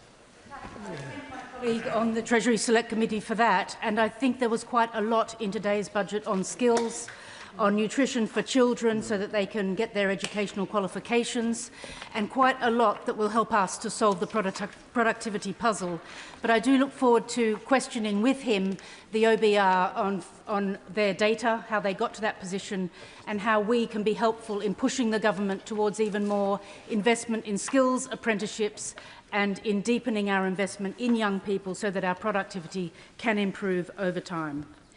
I know that so many of us here in the House are in politics because we want every child and every family to have the chance to thrive in school, in work and in life. And let's look back at past Labour governments. In 1945, despair and hunger stalked many communities. London was flattened in the Blitz, and yet rationing would continue for 9 more years. Keynes famously said, anything we can actually do, we can afford. We are immeasurably richer than our predecessors. And then what did Labour do? Went on to build the NHS, built the country, built a welfare state. We can do this. We will make the UK fairer. And today is a really good start on that journey. Very briefly, Madam Deputy Speaker, because I know so many people wish to speak today. As a former borough leader, I introduced school meals for all primary school children. It was a great equaliser and social leveller. Children were more focused, made better progress. Families who were just about managing saved money, and there was no stigma. Everyone sat together and talked with each other. Free school meals for all primary schools were subsequently rolled out across London, and we know from today that more secondary school children will benefit under the government's proposals. We need to continue to restore hope and deliver change. The two-child cap on universal credit, of course, another pro-family measure, the most cost-effective, quick measure to bring up to 500,000 children out of poverty, and paid for by the most addictive forms of gambling, which has been increased. My personal view is we could have gone even further on the gambling, and I hope that it raises between 1 and 3 billion, because I think that remote gambling in your bedroom, on your phone, is deeply damaging to society. The Trussell's September 2025 Hunger in the UK makes for sobering reading. In 2024, 16% of UK households were food insecure, which of course we know is not a food problem, it's an income problem, and this is an issue we must continue to interrogate. I'm very pleased to have secured a backbench debate on food inflation and poverty. So in conclusion, Madam Deputy Speaker, together with school meals, more breakfast club provision, a higher living wage since the general election, slowly the living standards of families will turn around. It's particularly positive to see the first woman Chancellor recognise the impact which the difficult financial climate has had on families. I hope that by this time next year, once these measures are really embedded, we'll begin to see the closure of food banks. I've heard a lot about what we want to see by the end of this Parliament. Let's aim for a closure of food banks in this country by 2029. And we hope to feel that every child and every family will have the chance to thrive. To help colleagues, they are now permitted to make an intervention, and a backbencher may wish to accept or decline that. And I call Sir Jeremy Hunt. Budgets aren't easy for chancellors because there are so many things beyond your control, but being forced to make trade-offs reveals priorities. And I'm afraid today's priority was not economic growth, but political survival. That's because there was one central call the Chancellor had to make today. Do we reform welfare or do we raise tax? Getting our welfare bill down to pre-pandemic levels would save about £47 billion a year within 5 years. It wouldn't have been easy, but it would have meant no tax rises and plenty of headroom in public finances. Instead, welfare spend is going up and jobs and growth are going down. In every single day of the government's first year, around 2,200 people have been signed off not just working, but even having to look for work. That's 1 million more people on universal credit just in the last year. Most of those claimants cite mental health, but every doctor I ever spoke to as Health Secretary said that people with anxiety and depression need social contact. That means being at work, not being at home. So this could, I will very happily give way to the Chair of the Select Committee. On the point of mental health, he is absolutely right to point out that that is one of the drivers of people going on universal credit that does need tackling. So does he share my alarm that today in the HSJ it's been reported that this government is planning to water down the mental health investment standard, which starts to reverse the trend that we saw over many years of achieving parity of esteem between physical and mental health? I absolutely share the Honourable Lady's concern about that. That was introduced when I was Health Secretary, and this could have been the budget in which the Chancellor announced that we will speed up treatment for people with mental illness and not park them on welfare. This could have been the budget that said that we will eliminate fraud by stopping completely benefit applications by phone. It could have been the budget that said that instead of relying on migration to help firms expand, we will make sure that people at home are fit to join the workforce. Instead, the welfare bill is going up by around £14 billion, not least because of the totally unfair abolition of the two-child cap, which I fear will see more children, not less, living in the structural poverty caused when there are no adults in the household at work. And I will happily give way to... He surely, given his background, must recognise that there is a direct link between social policy and economic policy, that this country needs a working-age population to fund future pensions and welfare bills for generations in the future. How on earth can you do that if you're not encouraging children to be brought up and raised in a household that can afford to feed them? Order. How on earth can you do that? We can't start off these 4 days of budget debate with the word you and your. So quickly, come to your conclusion with the right language. Well, I think she brought me to order just at the right time. I recognise that the honourable gentleman's concern about child poverty is sincere. I just have a totally different view as to how to reduce child poverty in this country. I think financing people to have ever larger families means more children growing up in poverty, not less. And I think the evidence for that is that under the previous Conservative government, we had 1 million fewer children growing up in workless households, and child poverty in absolute terms fell. And he needs to look at that evidence. And the taxes and the price we are paying for this mushrooming welfare bill is that taxes are growing up and they are already starting to destroy growth. 180,000 fewer payroll jobs in the last year. Unemployment up, inflation up, interest rates higher than they would have been. And the tragedy is that absolute poverty, which, as I said, fell under the previous Conservative governments, is now likely to rise under Labour as jobs vanish and welfare rolls soar. I'll give way to the honourable gentleman. I thank the right honourable member for giving way. I grew up in poverty. 1 in 4 children in Bournemouth, the town that I represent here, grew up in poverty. I can tell the honourable member, growing up in poverty is not a good thing. It's an awful thing for the life chances of the child. It's an awful thing for the family that care for them. It's an awful thing for the community that wraps their arms around the child. But would he agree with me too that he is ignoring the future costs of child poverty? I used to run mental health and domestic abuse services. I can certainly tell him that when children grow up in poverty and then in later life can't find the education, training and support that they need because of their trauma as a child, they cause extra costs for the public services that we then have to meet. Does he not agree with me that we should be preventing those future costs? I absolutely agree with him, but I profoundly disagree on the way the government is choosing to do that, because by expanding the welfare bill, expanding the number of large families living in poverty, you are making the root causes of poverty worse and not better. And let me say this, the Chancellor says that there is a growth plan, but it was very difficult to discern anything at all in today's budget. We know, for example, that raising public sector productivity to private sector levels would add 0.4% to annual GDP growth.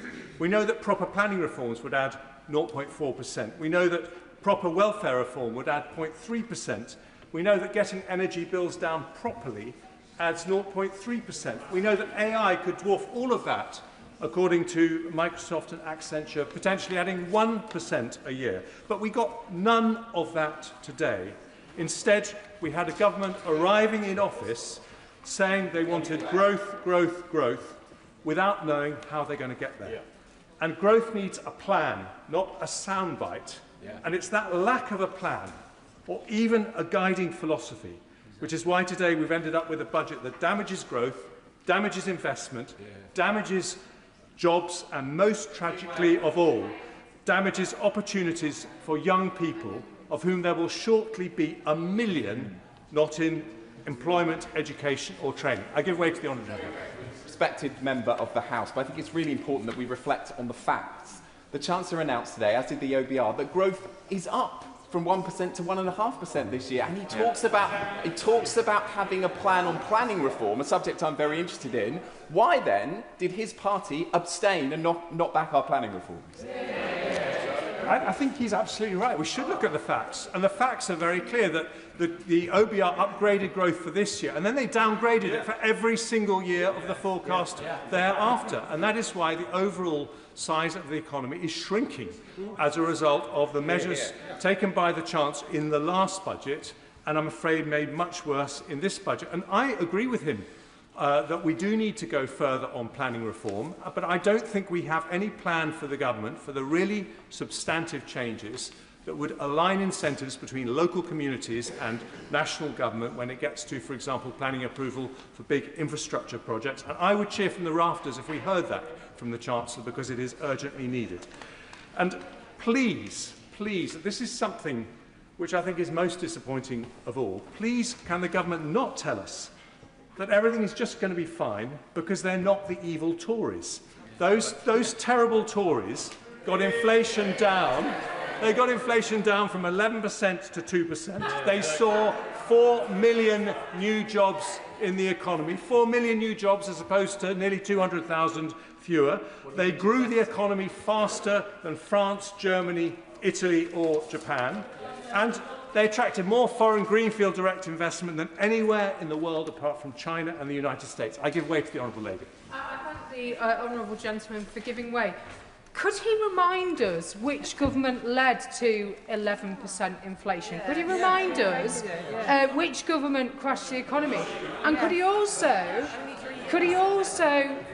speak to the 1,970 children, estimated, in Morecambe and Lunesdale who will benefit from the lifting of the two-child benefit cap, and tell them why they should continue to live in poverty? Interventions must be short and to the point, and an actual question or a statement. So, Jeremy Hunt. Thank you. Yes, I'm very happy to tell her which government was responsible for 11% inflation. The Russian government was responsible for 11% inflation, and I will happily look in the eye the 200,000 fewer children in absolute poverty after a succession of Conservative governments because of those 4 million jobs created on our watch. And let me say this, these dreadful Tories increased the number of doctors and nurses in the NHS by a third. Those posh Tories increased standards in state schools to have the highest reading standards in the Western world. And that is because, Madam Deputy Speaker, progressive instincts don't pay the bill for good public services. A strong economy does. I will give way to my husband. I'm very grateful to the right honourable gentleman for giving way. During that period, can you remind the House what happened to the deficit, which was inherited at over 10%? And, maybe we'll just deal with that. Well, absolutely right, because the Chancellor makes a great play of fiscal responsibility. Incidentally, I hope she will correct the record when she said that she was reducing debt, when the OBR's economic and financial outlook says that it's going up from 95% of GDP to 96% of GDP. Exactly. But yes, when the previous Conservative government came to office, the government was borrowing nearly £1 in every 4 that it was spending on public services. We reduced that deficit from 10% to 2%, and the party opposite opposed us every single step of the way. I will give way one last time to my right honourable friend. Well, I thank him for giving me. I couldn't resist, as we're going down memory lane, to remind him when we came to power in 2010, we had a youth unemployment crisis. Youth unemployment plunged when we were in office. Now Labour are back in office. They've imposed the national insurance contribution tax. Youth unemployment is soaring again. Is that not a damning indictment of the party opposite? Labour legacy. And they might find that difficult to hear from a former Conservative Deputy Prime Minister, but they might want to listen to the Resolution Foundation, which has been saying exactly the same thing on the airways today. It has been, and no one disputes the progressive credentials of the Resolution Foundation, but they have been warning against this rise in the minimum wage and all the extra workers' rights because they say it will lead to a crisis, or it could lead to a crisis in youth unemployment. I don't want to leave the honourable lady out, but I promise that'll be my last intervention. I thank him very much for giving way. Is the right honourable gentleman proud, and does he find it fiscally responsible that he, in his 2 budgets, left us with the lowest amount of fiscal headroom since the OBR was created, at 8.9 billion in 2024, leaving the current Chancellor and the present Labour government a mountain to climb in order to get us back to 22 billion of solid headroom? I am proud that I dealt with a real black hole of 72 billion, not a fake one of 22 billion in my fiscal events, that I met the fiscal rules every time. And if she's really concerned about that low headroom, why did the Shadow Chancellor at the time, and now the current Chancellor, not object once to the fact that headroom was reduced to that level? I'll tell you why she didn't object. Because if I had left headroom any higher, I would have had to cut spending more or increase taxes higher, and that would have made the recession that we were heading into deeper and worse, with more unemployment, fewer jobs and more poverty. And that's why I'm proud that I took the right decision. But I want to finish with this, if I may, Madam Deputy Speaker, because even now, it may not be too late. A government that tries to do the right thing with the time that it has left is more likely to earn the trust of the British people than one that has given up. Please do not treat government as an exercise in survival. That would be a betrayal. That would be a betrayal of the government's mandate. People with the broadest shoulders, as the Chancellor described them, will be rightly angry today. But the people who depend on public services, people looking for a job, people on the poverty line, they are the ones who need a strong economy more than anyone else. And they will finish today feeling more scared than ever about their prospects. Abina Apongasare. Madam Deputy Speaker, I welcome the Chancellor's budget and its message of strong foundations and secure future. It delivers on the priorities that matter most to my constituency of Erith and Thamesmead: economic growth, lower cost of living, investment in families and a stronger NHS. I also fully welcome the Chancellor's commitment of the DLR extension to Thamesmead, which is on page 65 of the budget. On that point, with honourable thank you, please. Yep, in a moment. It's a game-changing moment for residents who have waited decades for proper transport links. I give way to my honourable friend. Thank you, Madam Deputy Speaker, and I thank my constituency neighbour for giving way. Page 104 of the budget book confirms that capital investment to fix more potholes for the Lower Thames crossing to the east of my constituency and for the DLR to Thamesmead to the west of my constituency. So will she welcome me in for thanking the Chancellor for that support, for that capital investment locally for our constituencies? Thank my honourable friend Betsy and Crayford. We share a similar council, Betsy Council, and I know how important it is to have those potholes, and I also want to thank him for supporting the DLR to Thamesmead. This project unlocks 25,000 to 30,000 homes and also around 10,000 new jobs, about 11.6 billion economic impact estimated by TfL, as well as a crowd in nearly 18 billion of private investment over 30 years. Transformation of one of London's most underserved communities, and cut commutes by nearly half, benefiting over 500,000 people that live in the area and wider London. This is not just a transport upgrade, it is key to unlocking opportunity and prosperity for generations. It's been a community-led campaign which has had cross-community effort, and I'm proud of the role that my residents have played in getting us here. It has also been a personal priority since I was first elected in December 2019, which I referenced in my maiden speech on the opposite side, and it was also part of my 2019 general election pledge. Peter, my resident, told me last week that he has lived in Thamesmead for over 45 years with promise after promise of a transport hub to London's only postcode without a tube and train station. He and I know that so many thousands more are going to be thrilled that this Labour government is putting investment behind their community so they can thrive. Madam Deputy Speaker, I want to pay tribute to the key supporters whose work have been vital. My Greenwich Council leader, Anthony Okorea, the Mayor of London, Sadiq Khan, my honourable friend for West Ham and Beckton, my Thamesmead councillors, plus TfL, councils, assembly members and members in this place, developers Peabody and Lendlease, and of course my senior parliamentary researcher, Patrick Brown. But most of all, local people and their brilliant campaigning. They never lost faith in this project. This is a collective achievement, and this constituency should be proud of the role it has had towards this budget. I also welcome the Labour government's announcement in September that Thamesmead is one of the 12 areas selected by the New Towns Task Force, further proof of the area's potential and importance.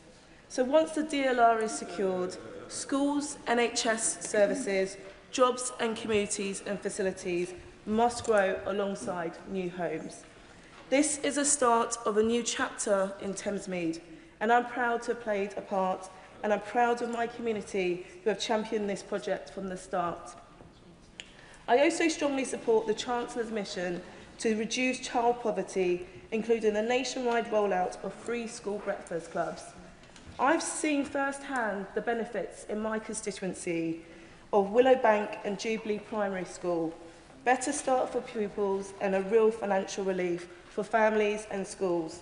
So I was delighted to see in page 31 of the budget that from September 2026 there'll be about 12,000 more primary schools which will offer free breakfast clubs, helping 200,000 more children. And I believe that saves working families around 450 a year and ensures over 500,000 more children do not start their school day hungry.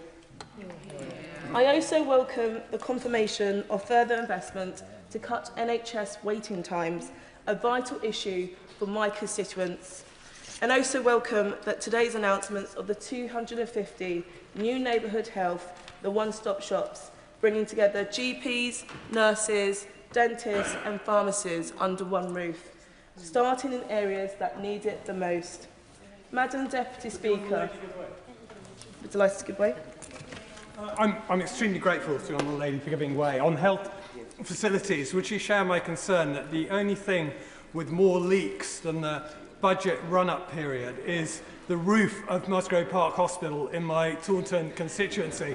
And does she agree, would she agree that those hospitals in the second wave and third wave programme for rebuild need interim funding to keep them going in the meantime across the country, including in Taunton Wellington?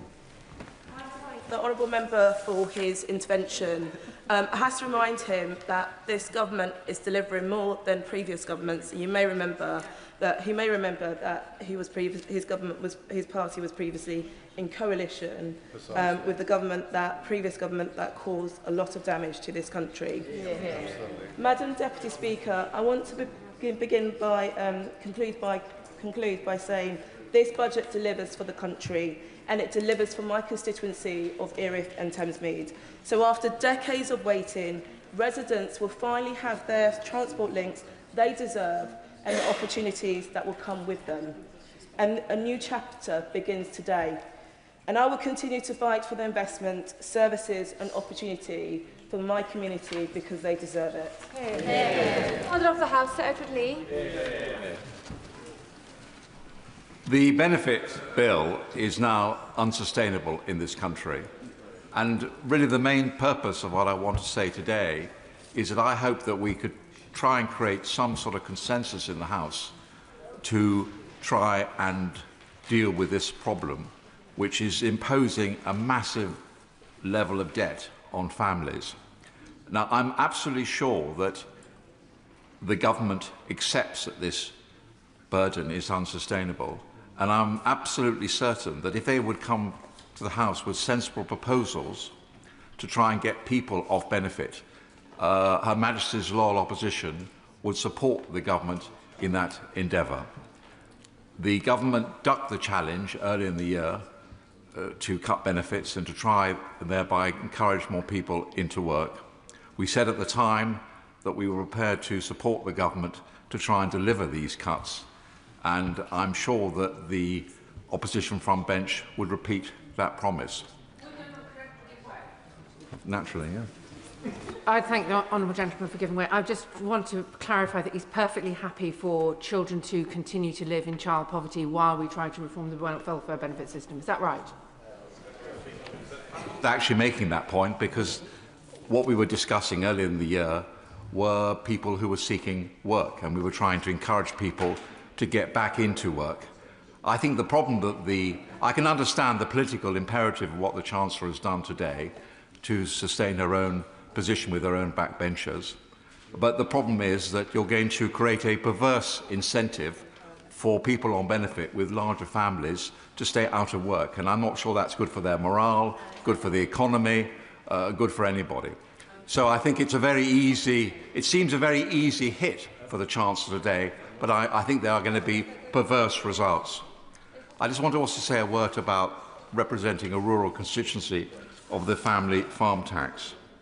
The budget's extension of inheritance tax to businesses assets over 1 million has imposed, as we know, a major new burden on long-established family farms in my constituency and elsewhere. Now, I can quite understand if the government was seeking to target larger estates, target people who were acquiring estates to avoid inheritance tax. But this new family farm tax affects not just large landed estates, but ordinary farms worked by generations of the same families. And I was actually visiting quite recently a tenant farmer in my own constituency. And this actually affects him because his tenancy, he doesn't own the land, it's only a tenancy, but the tenancy is a capital asset and he will be taxed on it, maybe as much as £300,000, which affects the ability of the family to stay in farming. Many family farmers, as we know, lack liquid assets. They're forcing them to hold cash back, restructure, borrow, or consider selling part of the business. Because the dividends used to pay inheritance tax are themselves taxed, these family farms, face an effective tax rate of about 33%. Now, the measure affects a significant share of medium-sized, long-standing firms, even though it raises less than £500 million annually. This achieves maximum social and economic destruction for minimal financial reward. The policy discourages business growth because expanding a family firm increases future tax liabilities on heirs. Now, some advisers are recommending owners sell businesses outright to avoid future tax complications. A climate of unpredictable tax changes creates fear amongst owners and undermines long-term planning. The uncertainty over succession planning is freezing investment and expansion across affected businesses. So the arguments can be repeated, but I do appeal to the government to try and listen to the National Farmers Union, which has come up with some very sensible compromises which would keep family farms in business and would achieve the government's objective. Let me say a bit about the benefits bill. 4 million universal credit claimants are now excused from even looking for a job. 4 million, I repeat, universal credit claimants are now excused from even looking for a job. This is a disaster in terms of self-reliance, in terms of the economy, and much else. Now, numbers, we know, have grown sharply since the pandemic. A surge in reported illnesses, particularly mental health conditions, is the main driver. 2/3 of recent work capability assessments cite mental or behavioural disorders. My right honourable friend, the member for Chingford, has blamed the collapse in the assessment process for the rise in successful claims. Remote and paper-based assessments introduced during COVID have weakened checks on eligibility. This again is something that we could cooperate across the House. It's not just a question of cutting benefits, it's also a question of summoning people in, helping them, giving them confidence to try and get back into the workplace. And unless we do that, and also tackle perverse incentives in the whole benefit system, which discourage people from working, then we are going to fail as a nation. Yes. grateful because I like drilling into the data and getting into the facts. And if you see the correlation between the rise in people who are claiming social security and the rise in waiting lists in the NHS, they map identically through all parliaments, Tory and Labour, and therefore really look at the data before making assumptions, and getting the waiting list down has got to be our objective. Order. The member used the term "you" twice. Maybe focusing and looking at the chair will stop colleagues referring to language "you" twice. Sir Everly. I'm very careful, actually, to look at the data and constantly refer to facts which are accepted by the OBR and by the government. These facts are not challenged. That 300,000 people are currently waiting to undergo a work capability assessment. We need emergency measures to clear this backlog. The lack of in-person assessments, and I'm surprised that anybody could disagree with what I'm saying, has created a feedback loop where dependency grows and work expectations diminish. The longer this is allowed to continue, the harder it becomes for people to reintegrate into society. This is a system that writes people off rather than helping them back into employment. And I would have thought we could all agree on that. We must not abandon these people. This is about human dignity. Getting people off long-term benefits and into employment brings significant mental health benefits. It also helps our straitened finances. The cost of sickness and disability benefits is projected to reach £100 billion annually by the end of the decade. Now, some households receive more than £30,000 a year in universal credit alone, with disability benefits payments pushing support well above that. The current system is financially incentivised individuals to demonstrate incapacity rather than engage with work. The government has redeployed, I agree, work coaches to re-engage long-term inactive claimants, but systematic incentives remain unchanged. Failure to tackle long-term benefit dependency impoverishes the nation by increasing fiscal burdens and reducing labour force participation. Now, the Office for Budget Responsibility reports the working age incapacity benefit caseload reached 7% in 2023-24 and is forecast to hit 7.9% by 2028-29. We must stop paying full benefits to young people who are neither working nor studying. These young people should be working or studying. I'll make some progress, if I may. The Centre for Policy Social Justice estimates that by 2026 there will be a gap of over £2,500 between earnings and combined benefit income for under 25s. So I could go on making these arguments, but I'll just proceed to the next part of my speech on immigration. I accept that the greatest failure of our last government was immigration. The 21 to 2024 Boris wave, and I admit it, and I apologise on behalf of my government, allowed... I don't know why shouldn't I apologise? Why shouldn't I be honest?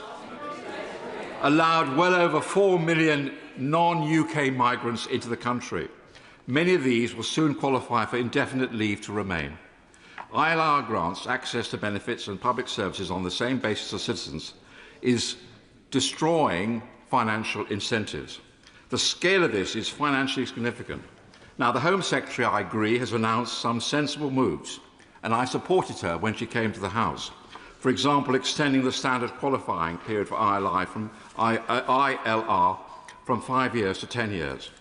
As Carl Williams of the Centre for Policy Studies notes, policymakers cannot say with confidence how many migrants currently hold ILR or their economic circumstances. Experimental DWP data shows around 211,000 ILR holders receive universal credit. This is completely unsustainable. If Migration Observatory estimates are correct, between 27% and 37% of ILR holders receive universal credit. So this is a worrying problem and needs resolution. Next, increasing tax. I've long argued for a much simpler tax system, close loopholes but keep taxes low, especially for married families. Corporate tax complexity creates an inherent bias towards huge multinationals. They can hire departments of accountants to reduce their liabilities. A free market relies on everyone paying their fair share. We need creative ways of ensuring companies like Amazon and Starbucks can operate freely, we all use them, while paying a fair contribution. Then we can help lighten the burden on family farms, working people and small firms. Increasing taxes on working people risks undermining growth by reducing take-home pay and incentives. ONS figures show direct taxes reduced income inequality by only 4.4 percentage points, limited redistribution for a heavy burden. Higher taxes on the wealthy simply encourage them to leave. Data from the Henley and Partners 2025 migration report suggests the UK may lose 16,500 millionaires this year. What's the point of it? Why are we driving these wealth creators out of the country? So I'll just finish with your... there's so much to say, Madam Deputy Speaker, but I know that I'll weary the House if I go on too long. Can I just end by one point? It's quite controversial and it's quite difficult to say this. The triple lock, and I know I'm going to get into trouble for saying this, but I've got to say the truth as I believe it. We all know that the triple lock is unsustainable. You cannot have a situation where people of my generation are consuming an ever greater proportion of national wealth through the state pension. Frankly, our government never dared tackle it, having brought it in because they knew that the Labour Party would crucify them in the ballot box. Now the Labour Party is caught in the same bind. The fact is, it is completely unfair on younger people if the burden of older people through the triple lock increases year by year. We laugh at the French because of their failure to actually achieve sensible pension reform. But we ourselves have got to have the courage, frankly, to end the triple lock. And I think this will only be done with consensus between the two parties.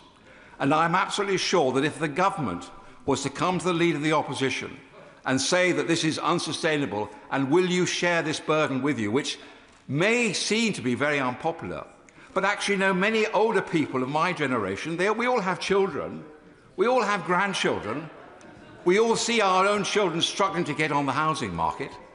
So many, I think that actually if government and opposition were prepared to have the courage to deal with the triple lock, I'm not sure it would be as unpopular with older people as is sometimes maintained. And after all, we could always relieve the burden on those on pension credit. We could find ways of helping people who really couldn't afford to live.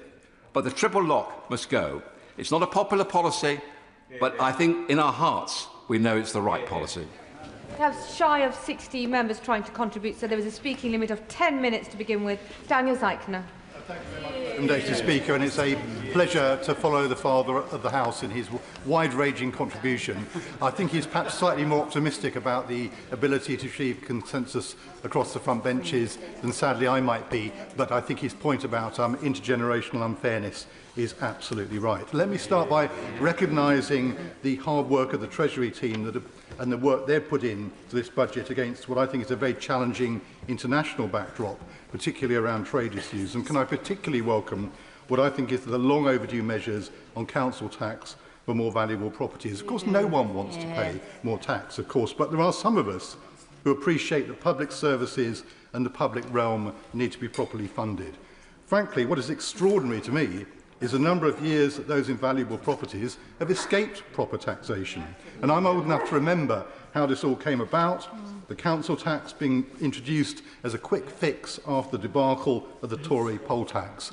Frankly, I'm afraid some people on the opposition benches never change. They're always hankering to find a way to escape paying their dues. They hanker after things like flat taxes or whatever.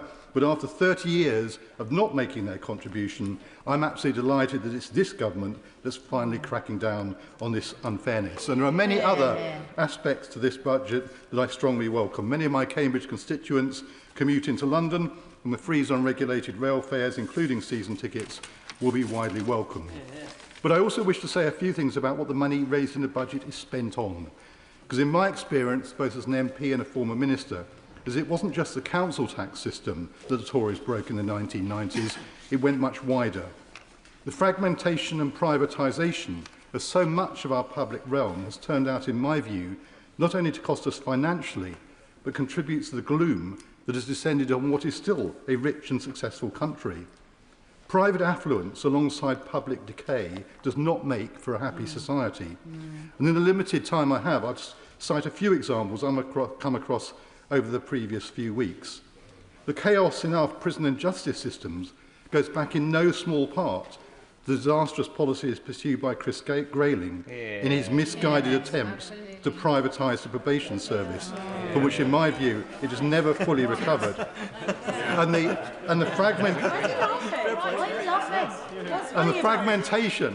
fragmentation of services was made particularly clear to me recently when residents in a very modern development near Cambridge railway station complained to me about the problems they were facing with both criminal behaviour and poor building standards. Now, the housing associations turned out in force to meet me. It's amazing what a visit from an MP will do. And they told me about the labyrinth of organisations involved in these issues. At least 2 councils, the police, those responsible for developing the building, those responsible separately for maintaining the building, those responsible for fire safety. How could anyone come to a sensible solution with all that? I came away very clear on one thing. No one seemed to take responsibility overall. And as a consequence, the residents have got a very poor deal. And another example, the rightful national outcry over the abuse of too many neighbourhood shops selling vapes and smuggled cigarettes, exposed so well by BBC investigative reporters. And I can't be the only one who wondered why it seems so hard to enforce the law when it's being flouted in plain sight. So I asked the House of Commons Library for some statistics on what's happened to trading standards officers over the years. And guess what? In 2010, local authorities spent just under £172 million per annum. By 2020, that had fallen to just over £103 million and only recovered a little to £117 million by 2024. Now, they're not the only agencies involved, I understand that, but no wonder they struggle to respond. And it's certainly not a criticism of trading standards officers. They do a remarkable job, given how they've been starved of resources. So, Madam Deputy Speaker, my conclusion is that this budget is a really good start in difficult circumstances, but that we've got a huge way to go in rebuilding the public realm so that we have a country which feels safe and secure for everyone. Putting back together what has been broken apart is not easy nor quick. It's much easier to break things than to put them back together again. We've had decades of destruction from the party opposite that frankly would only be made worse by the party that goes by the name Reform. But they too ought to go to trading standards because it's a false prospectus. They're not about reforming the country, they're about breaking it. I'm confident that people will increasingly recognise that. So I urge my Treasury colleagues to stand firm, rebuild not just our economy, but the communities in which we all live, whatever our circumstances. Oliver Dowden. Thank you, Madam Deputy Speaker, and may I begin by referring members to my register of members' interests, including my position as chair of the APPG for the UAE. Madam Deputy Speaker, it didn't have to be this way. The roots of this budget and its failure began with the last one. It began with the unnecessary delay and scaremongering before that budget, which in turn frightened consumers and scared businesses off of investment. And then in turn, when the budget was announced, the Chancellor made 3 key errors. The first thing she did was to choose to tax probably the worst thing in terms of jobs and growth by putting up national insurance contributions.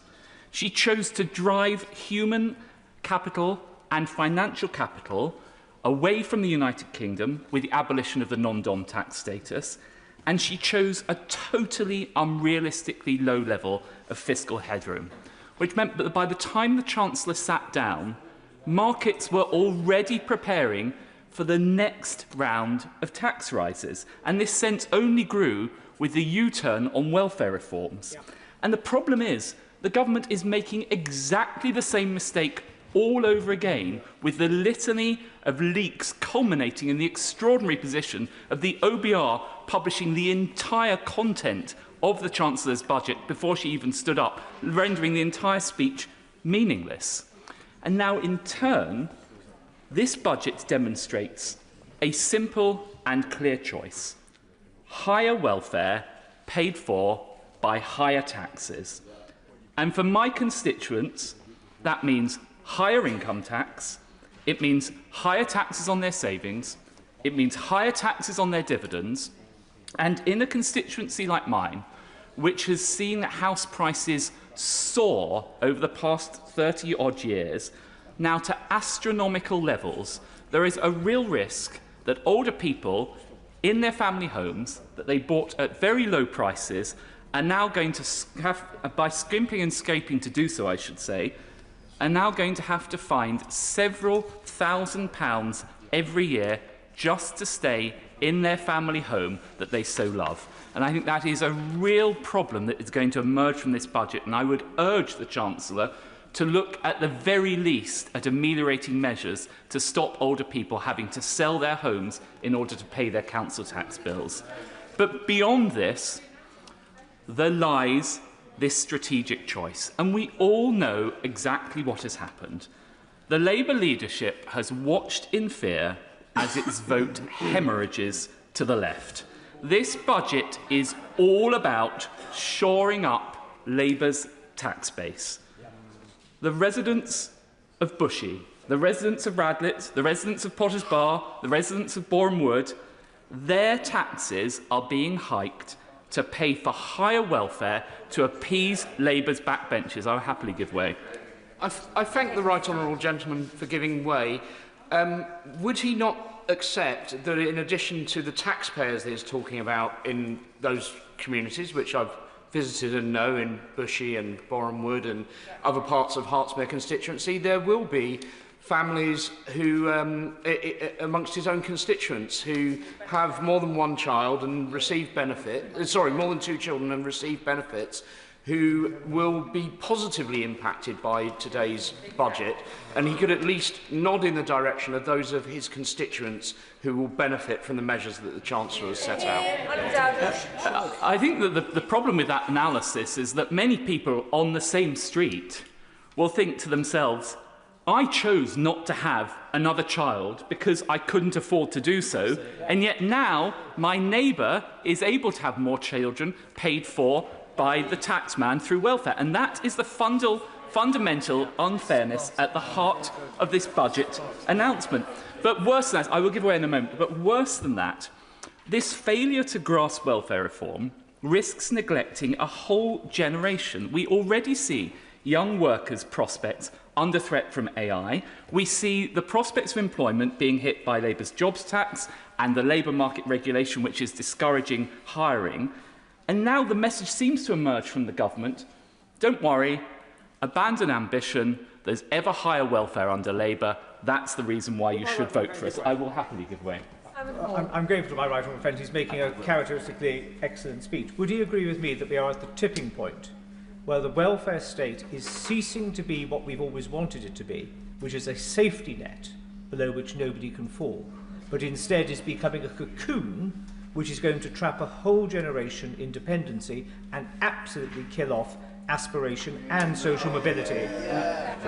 As ever, my honourable friend is totally correct. Of course the welfare state should be there for those people in temporary difficulty, but it cannot be a lifestyle, which is what ends up happening. I will give way to the chairman of the Treasury Select Committee, then I must make some progress. So forgive. I do thank the right honourable gentleman for giving way. Look, we've had evidence at the committee. It is absolutely a fallacy which we need to nail, that people choose to have more children to get more benefits. That is not the case. People fall on hard times. That safety net is there, and the ambition of my young families in Hackney is immense, but they are held back. There are a lot more systemic issues about poverty, but this will tackle it for that generation, and we need to welcome it.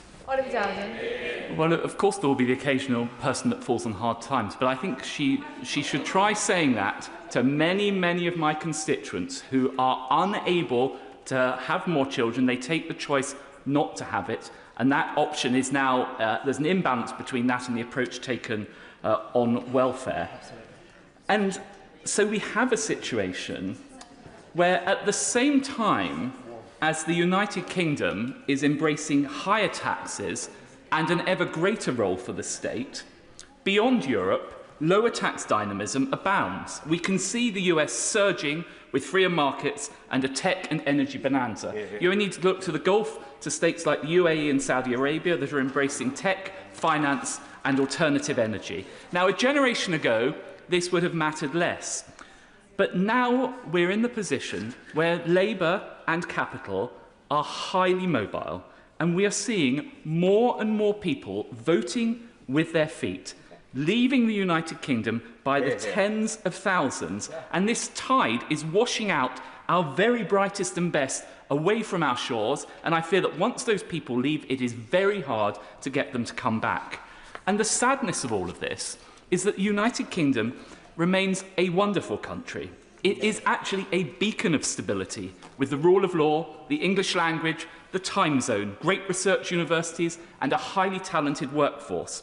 And indeed, having criticised the government a lot, I pay tribute to them for successfully concluding a number of free trade agreements, including with India and the United States. And I hope that others will follow, including with the GCC.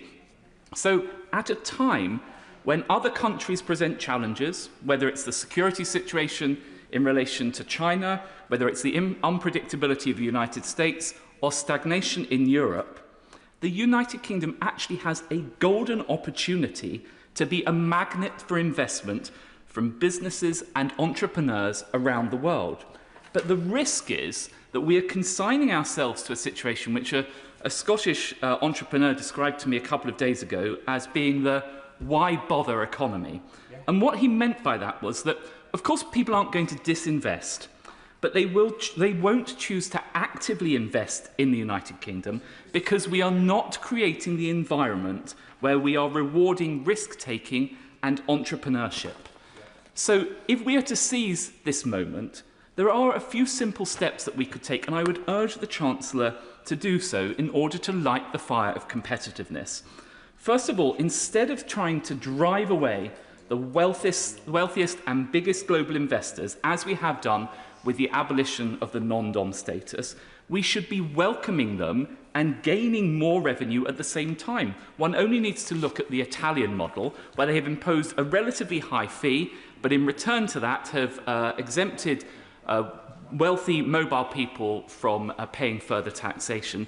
As a result of that, investment in Italy is surging, and the number of wealthy people choosing to locate in Italy is surging, with all the opportunities that brings for growth and investment.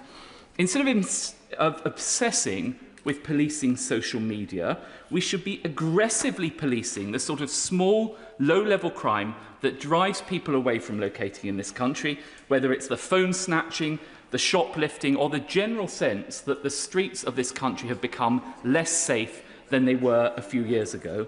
And instead of clobbering entrepreneurs, wealth creators, and hard-working Brits with ever higher marginal rates, we should have the confidence to believe that lower marginal rates generate higher revenues in the long run and benefit absolutely everyone.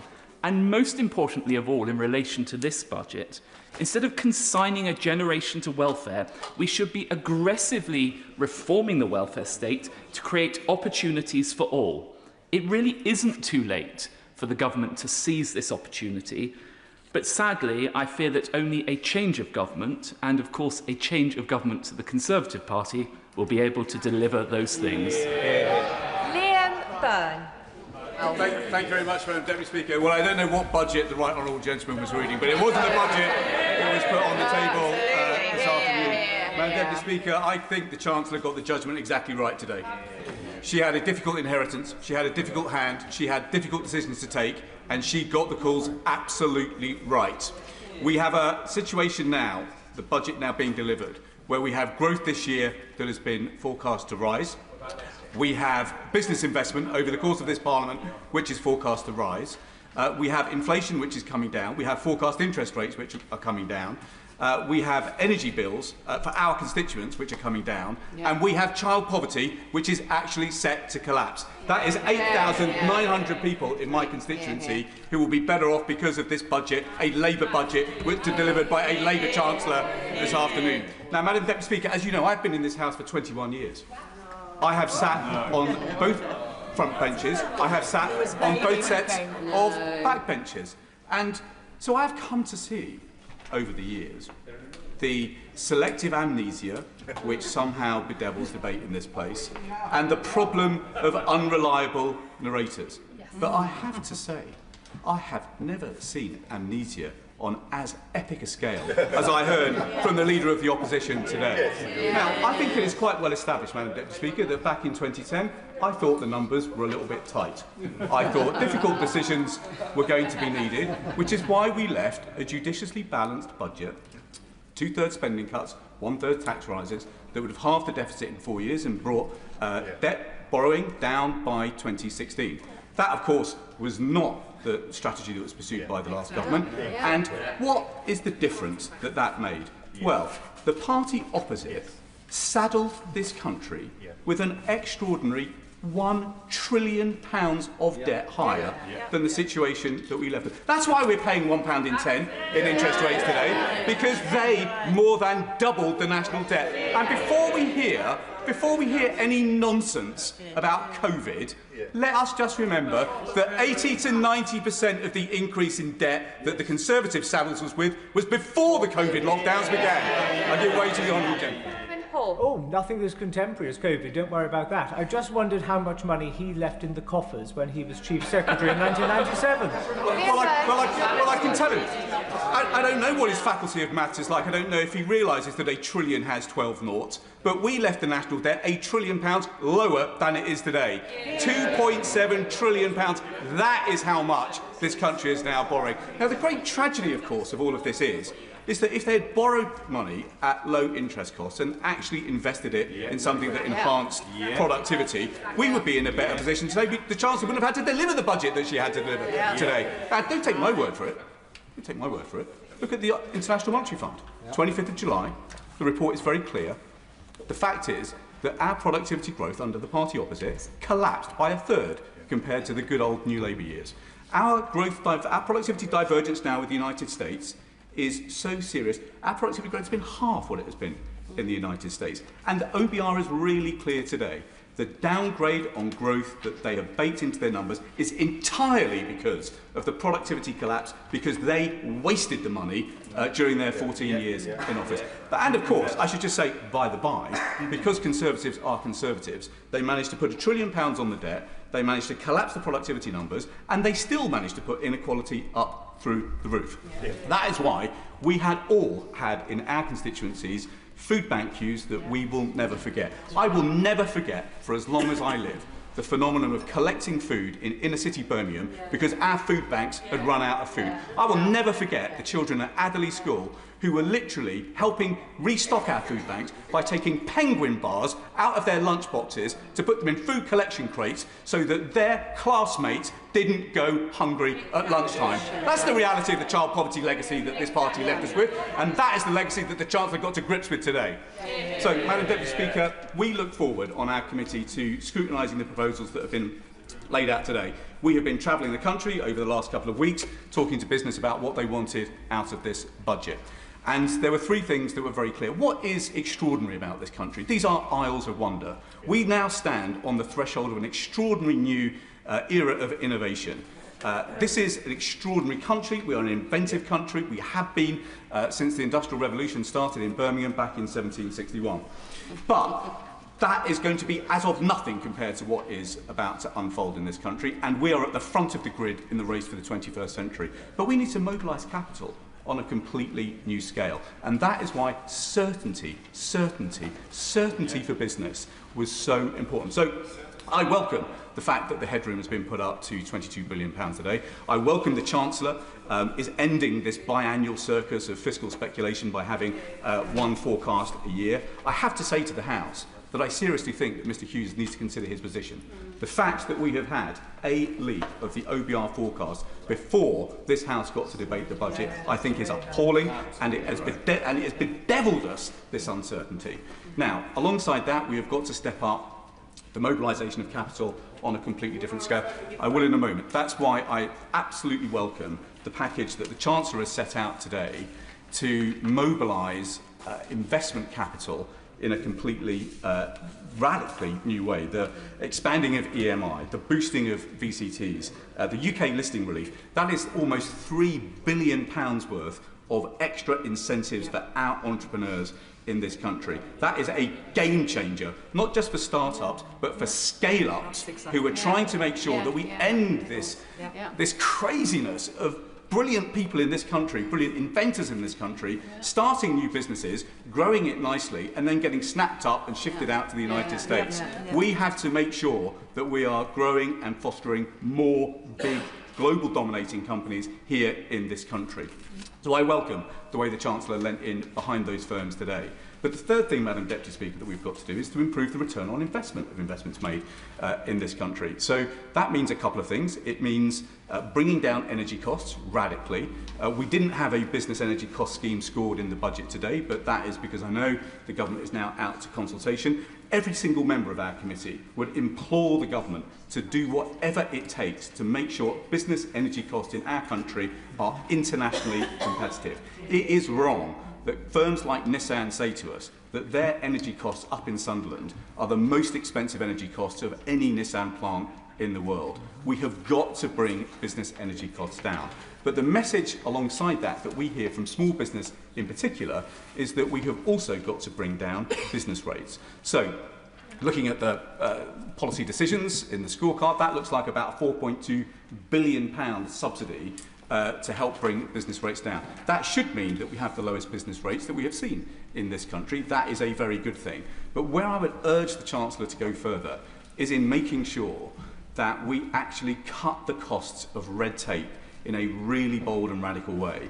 As we travelled around the country, Madam Deputy Speaker, business after business told us not just that they want less red tape, they want better regulation. And crucially, they want departments to coordinate with each other and regulators to coordinate with each other. So we don't have one department over here making one decision and another department over here making another. And so ensuring that we have a Whitehall machine that actually moves at the speed of business in this new age of AI is going to be more and more important as a competitive advantage. So look, I think this is one of the best places in the world to be an inventor. I think it's one of the best places in the world to build a start-up business. We now need to make sure that we are one of the best places in the world to scale up a business. And that will be the nature of the decisions that we will be putting to ministers over the course of the weeks to come from our committee. Let me just finish, Madam Deputy Speaker, with this point. The thing that shone through from the statement from the Chancellor today was one thing above all, and it was ambition. Ambition for the future of this country, a confidence in the future of this country.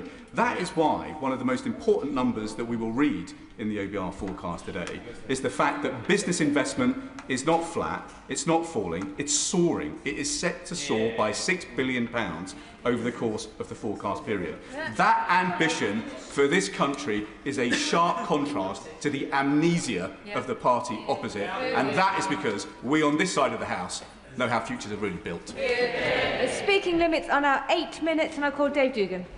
Thank you, Madam Deputy Speaker, and thank you to the Right Honourable Member for Birmingham, Hodge Hill and Solihull for a fascinating lecture on amnesia, dripping with irony, given the last role he had in government. I wish to congratulate the Chancellor on delivering what is almost certainly her final budget. There is no conceivable way that she can remain in post either politically and certainly not economically for a further year. Businesses, workers, bill payers, farmers, hospices, industry and the public sector cannot endure another cycle of this Chancellor. It's just over a year since she stood at that dispatch box delivering her first budget and boasted that she had made the right choices. Well, if only anyone outside the real economy believed that, we wouldn't be in this situation right now. She promised to restore stability to the public finances, and she promised to drive down growth right across the country. She told us that growth would be her central budget mission. But last month, the IMF forecast that UK will have the lowest per capita growth in the G7 next year at just 0.5% compared to an average of 1.4% for advanced economies. Labour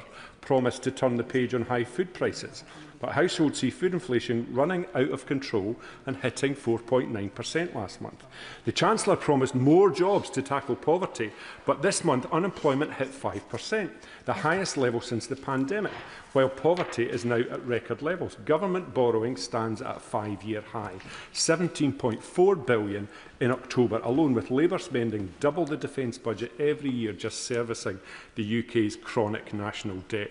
And the OECD have downgraded the UK's economic prospects, singling out the Chancellor's policies as exposing the economy to significant downside risk. This gloomy prognosis isn't born just from the SNP's analysis as well, however. Just listen to the Chancellor. She spent the last 18 months insisting that the economy is in a terrible state, while blaming everyone and everything except herself and misunderstanding what negativity her musings signal to investor confidence. It's as though she forgets she is the Chancellor, as yet another stream of consciousness resonates invariably negatively around the economy. She's blamed the black hole, yes, the one the SNP told Labour about before the election, and which she pretended to only discover upon entering number 10. She blamed the markets for their focus on her fiscal rules. Couldn't make that up. And she's blamed Brexit despite herself voting to trigger Article 50. But it's not just about the fundamental economic incompetence of the Chancellor. It's not even just about Labour's inheritance, which, whilst bad, wasn't the cause of this malaise. This crisis remains a product of the Chancellor's catastrophic decision, and she will own it. Just as she will own Labour's compound fiscal bonfire, she is in the frame for one of the most chaotic preludes to any budget in living memory. Andy Haldane, former chief economist of the Bank of England, called this a circus of speculation around the budget, with endless leaks, U-turns and media trails that created panic in the economy, and which Mr Haldane also added has without doubt, a shadow of a doubt, contributed to weaker than expected economic growth within the UK. There was nothing meaningful in here on energy. The measures on energy bills are a start, but they don't fulfil Labour's election promise to reduce bills by £300, and bills are set to rise in January and again in April. £150 of energy bills, Madam Deputy Speaker, will still leave the Labour Party in debt of £87 per year on their commitment at the election. And Labour's, give way in a second, the SNP did Labour's job for them with a budget proposal that involved a surcharge on banks that would have created that £300 discount for bill payers, just like Labour promised. I'm very happy to give way to the honourable member if you can tell me when Labour's going to come good on the promise. Thank you. I do thank him for giving way. Of course, if he takes the time to read our manifesto, which we were elected on in Scotland, that promise was to be met at the end of this Parliament. So we're actually ahead of schedule. And I'm sure he welcomes that. Just like he welcomes the extra 500 million cash terms, extra 500 million in cash, extra 300 million in capital going to Scotland, and a commitment to above inflation budget rises up to 2029. Fantastic, Madam Deputy Speaker, isn't it? Wow, David. I'm sure the public will be delighted to hear Labour's never, never promise on energy bills. And unlike him, I don't exist on my knees waiting to get patted on the head by Labour ministers on the front bench. I'm off my knees, and the consequentials that we get. The consequentials we get in Scotland are a consequence not of largesse by the Labour Party, but of the taxes that Scottish enterprise creates within this so-called United Kingdom. Nothing here, Madam Deputy Speaker, on the energy profits levy, which is putting North Sea oil and gas into an early grave. As things stand, 42% of firms in the North Sea oil and gas sector forecast revenues for 2026 expected to come out from outside the UK's continental shelf. An analysis earlier this month from the Fraser of Islander Institute showed that the industry is undergoing an accelerated decline. In my view, Madam Deputy Speaker, as a direct result of this Labour government who don't understand energy or the economy. This is Scotland's reality within the so-called union. Our future and our natural endowments decided upon by Westminster ministers rather than the people of Scotland. It must really stick in the craw, especially of Scottish MPs, when they come down here to toe the party line and see the difference that Scotland has had under the SNP since 2000. 2007. SNP GDP in Scotland per person has grown by 10.2% compared to 6.8% in the UK. Productivity has grown in Scotland at a rate of 0.9% per year compared to 0.3% per year in the UK. And Scotland attracted 135 foreign direct investment projects in 2024, maintaining our position as the top performing part of the UK in that regard. They're not so keen on the facts. And Scottish Labour MPs jump up and down about the new minimum wage, despite the fact that their constituents and mine are already on more than that as a result of the Scottish living wage at £13.45. And there was little today to suggest that Labour grasps the severity of the cost of living crisis, which for many people feels endless. Inflation has almost doubled under Labour, and food prices are up a staggering 37% over the last 5 years. People are rightly asking, what is going to sort this? Well, I can assure them it's not Labour. And on the two-child cap, I'm very pleased to see that it's gone and taken with it the appalling rape clause. It's just a shame that all the Labour MPs that were cheering the Chancellor when she announced that today didn't vote with the SNP in September 2024 when we tried to get that removed in our motion. Rank hypocrisy. Businesses in the last year are now in the position of surviving, trying to survive this Labour government rather than trying to thrive and invest. Businesses know that this Chancellor doesn't understand business. Family-owned businesses feel this most acutely, and farm businesses know that the Labour Party is out to get them. Today's announcements will not repair the damage to the reality that exists for many businesses, and it's already too late for some. Whisky duty going up again, Madam Deputy Speaker. The SWA said hiking duty today for the third time in 2 years limits Scotch whisky's ability to generate growth and will have a direct consequence for investment and for jobs. This Chancellor has run out of road with businesses across these isles. Last year, after £40 billion of tax rises, most of that on jobs, she promised that she's not coming back with more borrowing or more taxes. This government has taken the hard decisions as a result, and we won't have to do a budget like this again. 12 months later, here we are again. Another round of tax rises, and let me make a prediction. 12 months from now, we'll be back here once more, albeit with a different Chancellor. Today's budget supports the view taxes are up, borrowing's up, cost of living is up, cost of energy is up, and spending is up, but growth is down. The central, let me remind the House, aim of the Chancellor. Scotland deserves better than this Westminster version of Groundhog Day. Unfortunately, the people of Scotland will be in a position to choose that in May's elections. Thank you. Catherine McKinnell. Thank you, Madam Deputy Speaker. I would normally extend the courtesy of saying it's an honour to follow the honourable gentleman, but I have to say that speech was all a bit dreek. And I've reflected hard on this budget, as it's the first since I left my role in the government as Minister for School Standards, and as the first Labour Minister for 14 years, focusing relentlessly on more teachers in classrooms, more support for struggling schools, pay rises that teachers deserve, an inclusive school system, and curriculum reform to transform the life chances of every child. And believe me, I would have given anything to have found a few million, or indeed a few billion, behind the government sofa if there were the chance to making some of those decisions. And I suspect the Chancellor knows exactly how that feels over the last few weeks. But that is one of the reasons why I've now joined the Public Accounts Committee, scrutinising public spending, drawing on those experiences of making those tough decisions in government about how we spend the public's money. And I've really enjoyed the deep dives we've done, examining how public services are delivered, where schemes fail, making sure lessons are learned, and making sure we spend every pound the best way possible. And just last week we looked at clerical negligence, an area with a staggering £60 billion of public accumulated liabilities. And we have a golden opportunity to cut those costs and deliver better care at the same time. So I would encourage the Chancellor to read our report when it lands, because it might come in handy for next year's budget. And in the meantime, I also wanted to thank the Chancellor for her comments on the... Oh, I will give way. I thank my honourable friend for taking an intervention. I wonder whether she would agree with me that the cost of clinical negligence claims in maternity services is now greater than the cost of maternity services? I absolutely share those concerns, and I know the Right Honourable Member for Godalming and Ash is also very keen. So I think we have cross-party interest across the House in making better use of these resources. I also wanted to thank the Chancellor for her comments in relation to the infected blood contamination scheme, which is proudly delivered from my constituency in Newcastle North. And I know the team there are incredibly proud of the work that they are doing, and they will be proud of the announcement the Chancellor made today.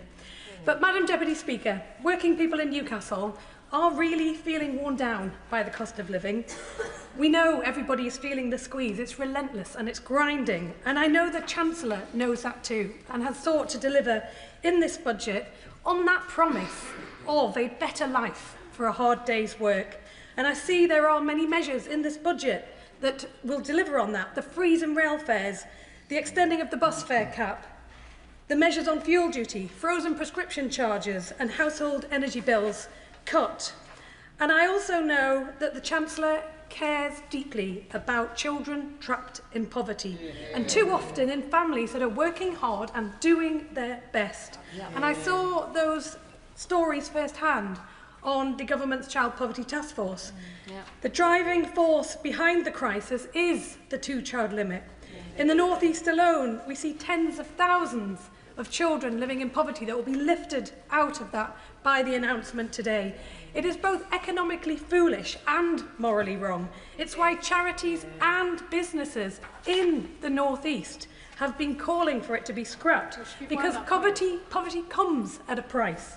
It comes at a price in NHS bills, in educational failure and in wasted potential. So I strongly welcome the Chancellor's decision to scrap the limit today. I'm afraid I can't give way because the time will keep running. But this is just a start, and it has to be in the context of wider welfare reforms that make sure that every child grows up in a home where work pays and where families can thrive. And that mention of home brings me to council tax. In Newcastle, it's felt as a deep-rooted inequality, because I looked up just yesterday 2 properties for sale. A lovely 5-bedroom house in Newcastle Great Park, £420,000 for 1,600 square foot. And a Grade 2 listed former church in Knightsbridge, 7 bedrooms, 12,000 square foot and a swimming pool, and selling for £35 million. And if I ask my constituents who should pay more council tax, it's pretty obvious what the answer would be. Yet incredibly, my constituents will pay £75 more in council tax than that household in Knightsbridge. So I do welcome the announcement the Chancellor made today, but I would also urge the Exchequer Secretary to go further and review council tax bans, and especially how new properties in all the new estates we have growing around the country are assessed. And I also want to turn briefly to the new powers for mayors on overnight stay levies. Of course, people flock to the North East for very good reason. History, culture, stunning coastlines and the friendliest people you will ever meet. And it's only fair that tourists help fund that infrastructure that they use and enjoy when they stay. So I understand why mayors welcome this power and want to decide that at a local level. So it's not just set in London, but in every region, according to what works. But that levy has to be proportionate and not unfairly hit knock-on small businesses, because if they go under, we lose jobs, we lose vibrancy, we lose what makes the North East special. The hospitality sector is under incredible pressure, and I know they are busting a gut to turn a profit, and every cost could be the one that breaks them. So while I really welcome the higher wages in this budget, we do have to also listen to some of the concerns raised by the Resolution Foundation, that we don't want to discourage businesses from hiring, and especially not those young people that want to get that first job on the ladder. And finally, on electric vehicles, I do appreciate the changes that have been announced on pay per mile, but the affordability of electric vehicles remains a barrier to some who do want to buy one and they do want to do the right thing, and many workers do have access to salary sacrifice schemes to help make that switch. However, teachers in academy schools are still unable to access the scheme, and because it was put on pause by the Treasury. So I wanted to take this opportunity to make a plea whether the Treasury can sort this impasse out once and for all, because it really is a win-win for teachers and for the electric car scheme itself. So to conclude, Madam Deputy Speaker, the goal is clear: a country where hard work pays, where the cost of living is brought back under control, where public services thrive, and child poverty is history.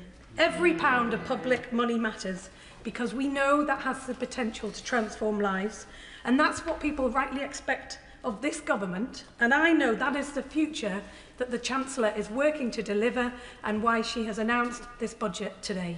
Gentleman Swain. Deputy Speaker, I congratulate the Honourable Lady, the member for Newcastle on Tyne. She caught my eye earlier. She was cheering the Chancellor with such enthusiasm, even more so than her colleagues who were making a pretty good fist of it. I recall cheering a Chancellor during a budget speech. You get a job. And then, notwithstanding the misgivings that I had, nevertheless, I cheered with gusto. And then somewhat later, I found myself on a train to Oxford to defend the government in the annual union debate of no confidence, and received the news on the train that the Chancellor I had been cheering had been sacked. Not a particularly good wicket to go out to bat on. But I'm confident that those honourable members who cheered today will fare no better. Yeah. Because the economy is still reeling from the last budget that the Chancellor delivered, with her wholesale assault on enterprise, on family undertakings, on initiative, and on every employer in the land. But in fact, business confidence had collapsed significantly before that budget.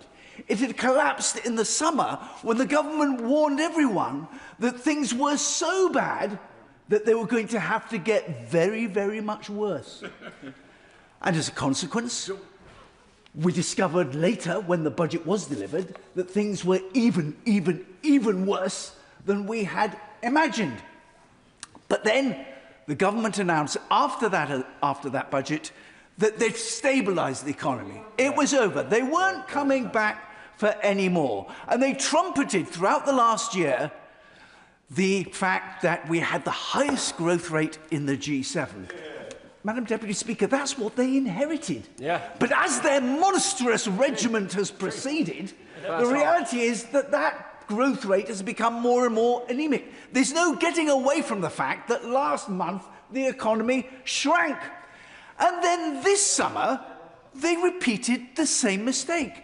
All we got throughout the summer was horror story after horror story of kites being flown, of ghastly taxes that might be imposed upon us. Most unwelcome for businesses planning investment and for anyone planning to take on workers. These interventions move some markets and make others absolutely sclerotic. It's a disaster. And when I challenged the Chief Secretary last week with the example of Hugh Dalton, who properly resigned over a budget leak, I was astounded that the Chief Secretary admitted at the dispatch box that he had no idea what I was talking about. Isn't that extraordinary? And against this background, there's always that chilling presence of the huge increase in trade union power that is part of the bill that is currently before Parliament. But their anti-growth agenda is only half the story. The other half of the problem, I thought, was excellently expounded by the father of the House.